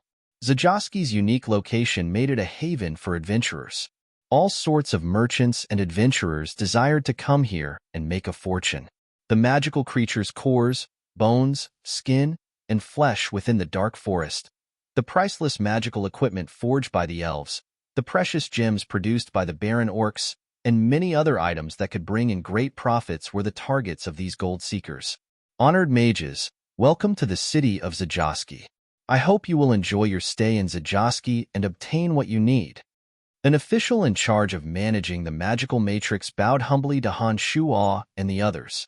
Thank you for your kind words. I think we'll be able to reap the rewards we deserve. Fanny nodded at him with a smile and then looked at the necromancy students. She said softly, "This isn't a peaceful place. Everyone be careful and don't make any mistakes. Let's go." Fanny led the way down the main street after she'd spoken. These students were just like Han Shuo, looking around curiously, sizing up the people and things around them, including the 2 teachers, Fanny and Jean, as well as the 9 necromancy students and Han Shuo. There were only 12 people in total. Fanny and Jean were both adept necromancers. Fitch hadn't come with them this time because he was advancing to adept mage. The strength of the 9 necromancy students varied. Apart from a journeyman mage called Derek, the rest were all novice mages and apprentices. Some of the buildings along the street were made from hard rocks. Compared to some of the buildings within the Empire, they lacked some of their artistic beauty, but had a few more traces of solemnity and toughness. Because Zajoski often faced attacks from orcs, not only were the walls built to be incredibly sturdy, but even the buildings within the city were built to be sturdy. Along the way, Han Shuo noticed that there were many weapon stores, potion stores, magical item stores, food stores, small taverns for entertainment, slave auctions, and all sorts of trading places. It looked like, because of the special geography, the merchants all knew what kind of business was the most profitable. In and out of these places were warriors, knights, mages of different majors, thieves, archers, merchants, poets, and even some slender, sharp-eared, handsome elves who were obviously from the dark forest. The cries of vendors on the street, the low, melodious recitations of poets, the neighing of knights and warhorses, and the sounds of armed combat rose and fell. These scenes completely exceeded Han Shuo's imagination, causing Han Shuo to feel extremely amazed. He also gained a clearer understanding of this chaotic city. There's nothing much to see. We need to leave the city before it gets dark. This isn't a place we should linger in for long. Our next destination is the town of Droll. If we don't get there before dark, we'll have to sleep in the wilderness tonight. Jean called out loudly, urging the students to walk faster. Hehe, they're all flowers in a greenhouse. This may be the first time some of them have come to Zajoski City. No wonder they're so curious. They won't be so surprised after they get used to it. Fanny's bright eyes swept over the crowd, and she couldn't help but laugh lightly when she saw that these people were all in high spirits. "Brian, you're carrying so many things. Are you all right?" Lisa, who was next to Han Shuo, frowned as she looked at Han Shuo and asked aloud, Lisa, when did you start caring so much about Brian? This isn't like you."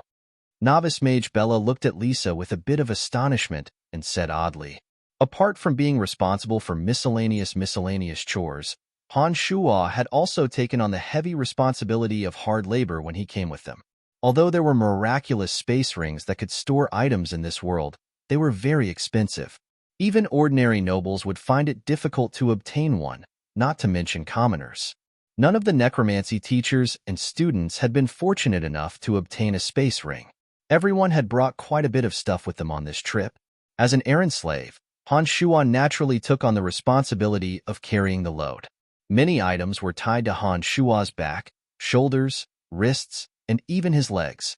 In the beginning, these people hadn't thought that Han Shuo would be able to carry so many things. But when they realized that Han Shuo was still able to walk easily after putting so many items on Han Shuo's body, they were surprised to put even more items on Han Shuo's body. Although Han Shuo could feign ignorance and bear less, in order to train his body, Han Shuo didn't do anything and instead gladly accepted. Han Shuo's body was now covered with all sorts of items, and even a few pockets hung around his neck, only revealing a face covered in dust. "Oh, I'm fine." Han Shuo smiled faintly at Lisa and said lightly.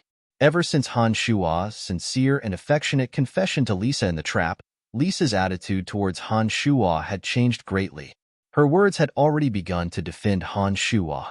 Lisa snorted lightly when she saw that Han Shuo didn't appreciate her good intentions and spoke in such a manner. She muttered to herself, "He doesn't know what's good for him. What an idiot. This is all thanks to you. If it wasn't for your agony of the soul, Brian wouldn't have been so crazy."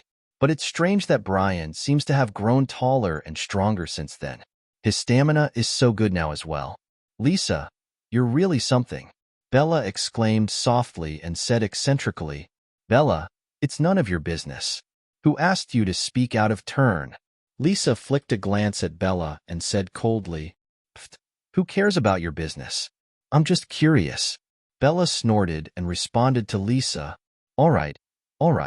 Behave yourselves and hurry out of the city. If we don't reach Droll before nightfall, your delicate bodies will suffer. Fanny frowned and reprimanded softly. She then looked at Han Shuo and said gently, Brian, are you really all right? Nodding, Han Shuo smiled faintly and said with certainty, I'm fine. My stamina will naturally come back when I eat well. Fanny grinned daintily when she heard Han Shuo's words and said, It looks like my request to the school to improve your meals has really worked. The group didn't waste any more words after that, and the students didn't continue to look around either. They all hurried towards the city gates.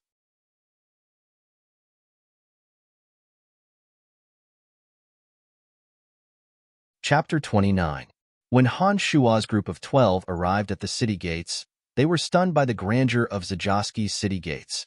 The entire city gates were abnormally vast, built entirely from the sturdiest of rocks. Perhaps it was because the rocks had been stained with too much blood, but the color seemed to have been sprayed with blood into a deep brown. The city walls were dozens of meters tall, and were densely packed with powerful soldiers clad in armor and wielding sharp weapons. All sorts of defensive measures could be seen on the city walls. From afar, the city gates looked like the bloody maw of an enormous magical creature that had bared its fangs and swallowed everything in its path. Sharp, cold barbs, like the sharp teeth of the magical creature's mouth, filled every corner of the city walls. The cold light on the barbs sparkled brilliantly under the sunlight, giving off a fierce, intimidating aura. The two enormous black doors, forged from an unknown material, had already been opened. The city gates were incomparably wide, enough for 10 or so people to ride through on horseback side by side. It was quite crowded in front of the gates. Enormous, strange magical creatures with all sorts of materials and people on their backs slowly passed through the gates and made their way out of the city. These magical creatures were enormous, larger than any beast Han Shuo had ever seen. They were 5 meters tall and more than 10 meters long. Their skin was a deep brown, and their heads were a bit similar to an elephant's. There were many wrinkles on their faces, and 2 long, curved, pure white teeth protruded from their cheeks. Just the teeth alone were a meter long. This is an earth dragon, a rather docile magical creature. Earth dragons are easily tamed and are slow, but they can carry heavy objects. They are the Empire's primary means of transportation. Merchants use earth dragons to transport heavy objects and conduct trade in various places. Fanny couldn't help but smile as she explained when she saw many students looking at the earth dragons in amazement. Master Fanny, look after them. I'll go register with the officers and borrow a few warhorses. Otherwise, we won't be able to make it to Droll before nightfall on foot. Jean's eyes glittered as he looked at Fanny, and he spoke with a smile. His gaze rested on Fanny's beautiful face and didn't move away for even a moment. Everyone in the necromancy major knew of Jean's feelings for Fanny, and Fanny herself was even more aware of it. However, she had never expressed anything about it. Jean wasn't in a hurry either. He seemed to have the idea of using sincerity to move Fanny. He often found opportunities to express his love, and long periods of intense gazing was one of them. Han Shuo couldn't help but curse inwardly when he saw Jean's undisguised gaze. In Han Shuo's heart, Fanny had long since become his personal property. Someone else was peeking at Fanny in front of him, so he was naturally displeased. However, he was just an odd-job worker now, and his strength wasn't strong enough to display. So, although he was unhappy, he couldn't do anything about it. Go ahead. I'll keep a good eye on them. Fanny was unruffled as she agreed with a light smile. She avoided Jean's fiery gaze and turned her head to look at the magnificent city walls. She sighed with emotion. Although I've seen it many times, I feel proud of the Zajoski city gates every time I come back. It's because of the existence of the sturdy Zajoski city gates that the savage orcs have repeatedly returned without achieving anything. Han Shuo was carrying all sorts of items on his back, and his body was almost completely submerged in them. Han Shuo didn't completely stop after everyone had stopped. He bent his legs and stood up straight, his wrists moving up and down as he repeated the boring movements. "Brian, what are you doing?" Amy stood next to Han Shuo and couldn't help but look at Han Shuo in surprise when she saw the piles of items swaying continuously on Han Shuo's body. The others also noticed Han Shuo's movements after Amy's words and also focused their attention on Han Shuo, all of their faces revealing puzzled expressions. "Nothing. My body's a bit sore. I'll feel better if I move a bit," Han Shuo said faintly, his expression simple and honest. He really did look a bit foolish. "Idiot. Be careful. The things you're carrying are all very valuable. If you accidentally break them, you won't be able to pay for it even if you sell yourself." Bella frowned and said coldly, "Bella, you're such an idiot. Those things are very sturdy. How could they be broken so easily? No one made him carry anything that was truly precious and easily broken." Lisa cast a disdainful glance at Bella and said sarcastically, "Don't keep arguing, the two of you. You'll encounter some dangers, big or small, every time you go out for training. You should be united, or else there will be problems along the way." Fanny couldn't help but frown when she saw that Lisa and Bella had started arguing again. Han Shuo completely ignored Bella's cold words and continued to repeat the boring movements. These movements weren't left behind from Chu Kanglin's magical yuan, but were muscle training methods that Han Shuo had seen in the past. In order to continuously improve himself and surpass the solid realm, Han Shuo was making the most of his time to train his body. Jean returned empty-handed with an ugly expression after a while. He said angrily when he arrived next to Fanny, "Damn it, they're asking us for money." Fanny frowned when she heard these words and said in surprise, "Our Babylon Academy of Magic and Force is the cradle of the Empire's knights, warriors, and mages. We nurture so many talents for the Empire every year."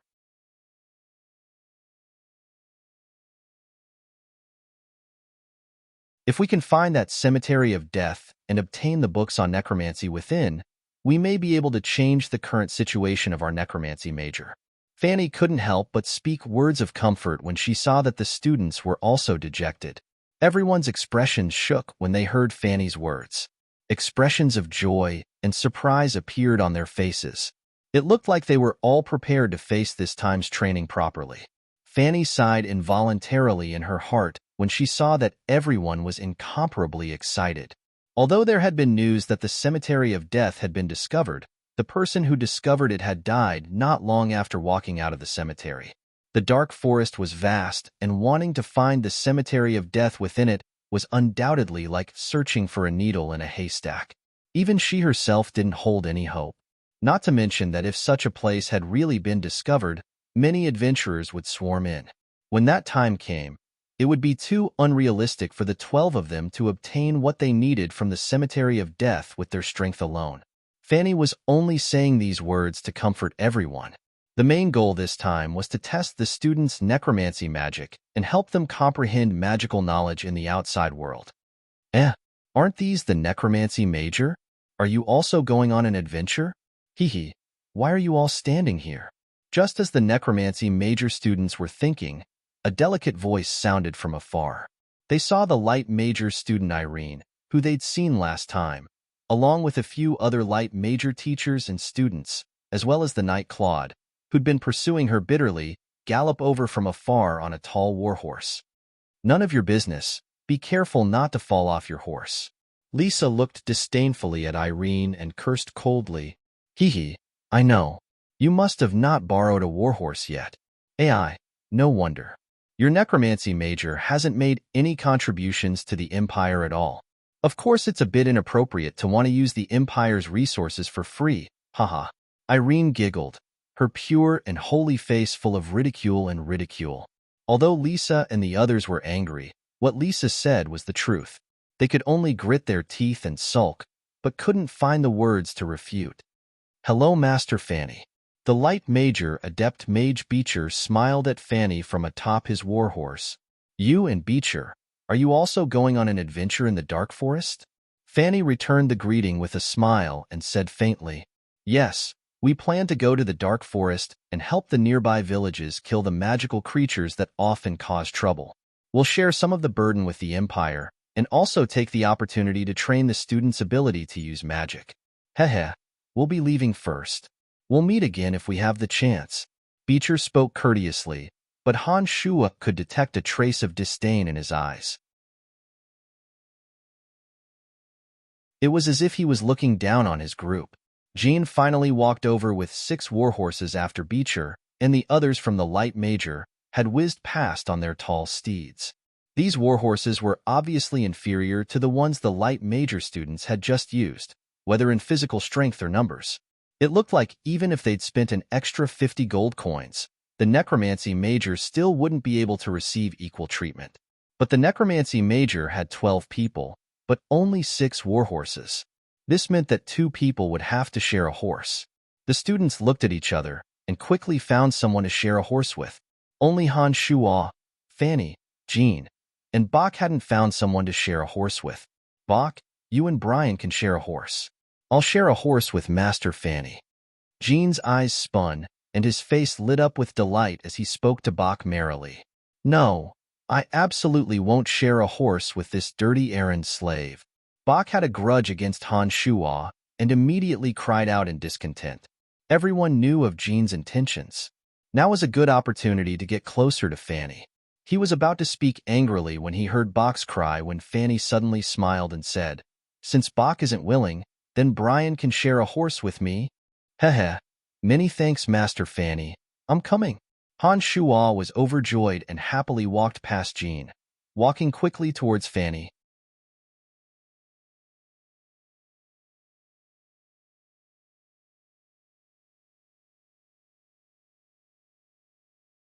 His body returned to normal, and only his mouth was still panting intermittently. Fanny could clearly feel that there was something wet and slippery in the cleft of her buttocks. I'm sorry, Master Fanny, I didn't do it on purpose." Seeing that Fanny looked like she was about to go berserk, Han Shua immediately reacted after venting and mumbled guiltily. However, in his heart, Han Shua continuously savored the ecstasy of venting and wasn't as scared or guilty as he appeared on the surface. Fanny was exasperated. She now understood that at Han Shua's age, and that it was indeed inappropriate for the 2 of them to have physical contact. Han Shua's actions were all instinctive and probably not his original intention. However, Han Shua's actions had actually violated her. Although the 2 of them hadn't really done anything, as a woman, Fanny was naturally quite aggrieved and angry to have Han Shua venting on her back like this. As an adept mage, if Fanny were to make a move out of humiliation, Han Shua might really not be able to handle it. Add to that the fact that Han Shua still had a good impression of Fanny, and he was truly afraid that Fanny would throw caution to the wind and make a move. Seeing her like this, he really didn't know what to do, and his heart was a bit unsettled for a moment. Just as Han Shua was letting his imagination run wild, he suddenly felt the inner skin of his thighs pinched fiercely. He immediately let out a low scream and heard Fanny's voice in his ear at the same time. "Damn, Brian. I'll deal with you later." "Master Fanny, what's going on?" "Brian, what are you screaming about?" Lisa, who was in front, couldn't help but turn her head to ask when she heard Han Shua scream. "No, nothing. He didn't sit properly just now and made a fuss out of fright." Before Brian could speak, Fanny had already rushed to explain. After a moment of silence, the group continued on their way. Half an hour later, Han Shua discovered to his surprise that his lower body was once again erect. When Fanny felt the same, she immediately dropped a distance and reined in the horse, angrily demanding that Han Shua steer the horse. "Master Fanny, I really didn't do it on purpose, and I don't know how to ride a horse." Under Fanny's angry urging, Han Shua helplessly rode on the horse and said with an aggrieved expression, "Shut up and listen to me. I'll teach you how to steer the horse." The 2 had now switched positions, with Han Shua in front and Fanny in the back. Because of what had happened earlier, Fanny, who had always been gentle and graceful towards Han Shua, no longer had a good temper towards Han Shua and said hatefully. In the beginning, under Fanny's directions, Han Shua couldn't grasp the essentials. The horse continuously pranced, but it didn't know which direction to go and ran wildly in all directions. During this process, the horse constantly neighed and twisted. Han Shuo and Fanny's bodies were unsteady, causing Fanny's towering breasts to repeatedly bump into Han Shuo's back. Han Shuo's mind was like a capricious caper, and he was even more unable to focus on steering the horse. After a while of this, Han Shuo finally gradually learned how to steer the horse under Fanny's furious cries. Fanny's two hands propped up on Han Shuo's back to prevent her full breasts from touching Han Shuo's back intimately. She directed Han Shuo to determine the direction and make a beeline for the town of Droll. By the time Han Shuo and Fanny arrived at the town of Droll, the sky had already darkened and was about to turn dark. Jean and a group of necromancy students were anxiously waiting at the intersection of the street. Jin hurriedly walked out when Han Shuo and Fanny appeared and looked at Fanny, asking urgently, "Master Fanny, why did you guys take so long to arrive? I was worried that something had happened to you. I was so worried." "Nothing much. It's just that Brian wanted to try riding the horse on the way, so I taught him a bit. That's why we were delayed." Fanny had already returned to normal when she arrived here. She looked at everyone with a faint smile and said, "Very good. Everyone's here. Master Jean, have you found a hotel?" "It's done. As long as we store the war horses, we can rest. We can set off directly for the dark forest tomorrow morning." Fanny jumped off the horse from behind Han Shuo, her body seeming to be quite vigorous. She stretched lazily and Fanny furrowed her brow. "I'm sweaty all over. I'm going to take a shower at the hotel immediately. Brian, after you've stored the warhorse, come to my room at the hotel. I have something to talk to you about." "Understood, Master Fanny." Han Shuo agreed with a wry face.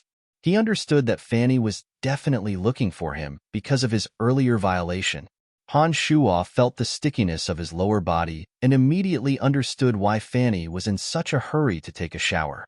A trace of a lewd smile hung on his lips. Under Jean's guidance, Han Shuo and the other necromancy students stored the 6 horses and then followed Jean back to the hotel. "Master Jean, the town of Droll is far from the Empire and directly faces the dark forest. There are many strange shops in the town. Let's go for a walk before it's completely dark. We know the hotel anyways, so we can go back in a bit, all right?" Bach suddenly opened his mouth at this moment. The students beside him also had faces full of eagerness and excitement. Judging from their expressions, they seemed to have other motives. "No," Jean vetoed firmly, and then looked at the others with an odd smile. He said in a low voice, "Do you think I don't know what you're planning as a teacher?" The town of Droll is also called the town of depravity because of the special circumstances here. The adventurers and merchants who come here face danger at any time, and so they all seek excitement in a drunken stupor.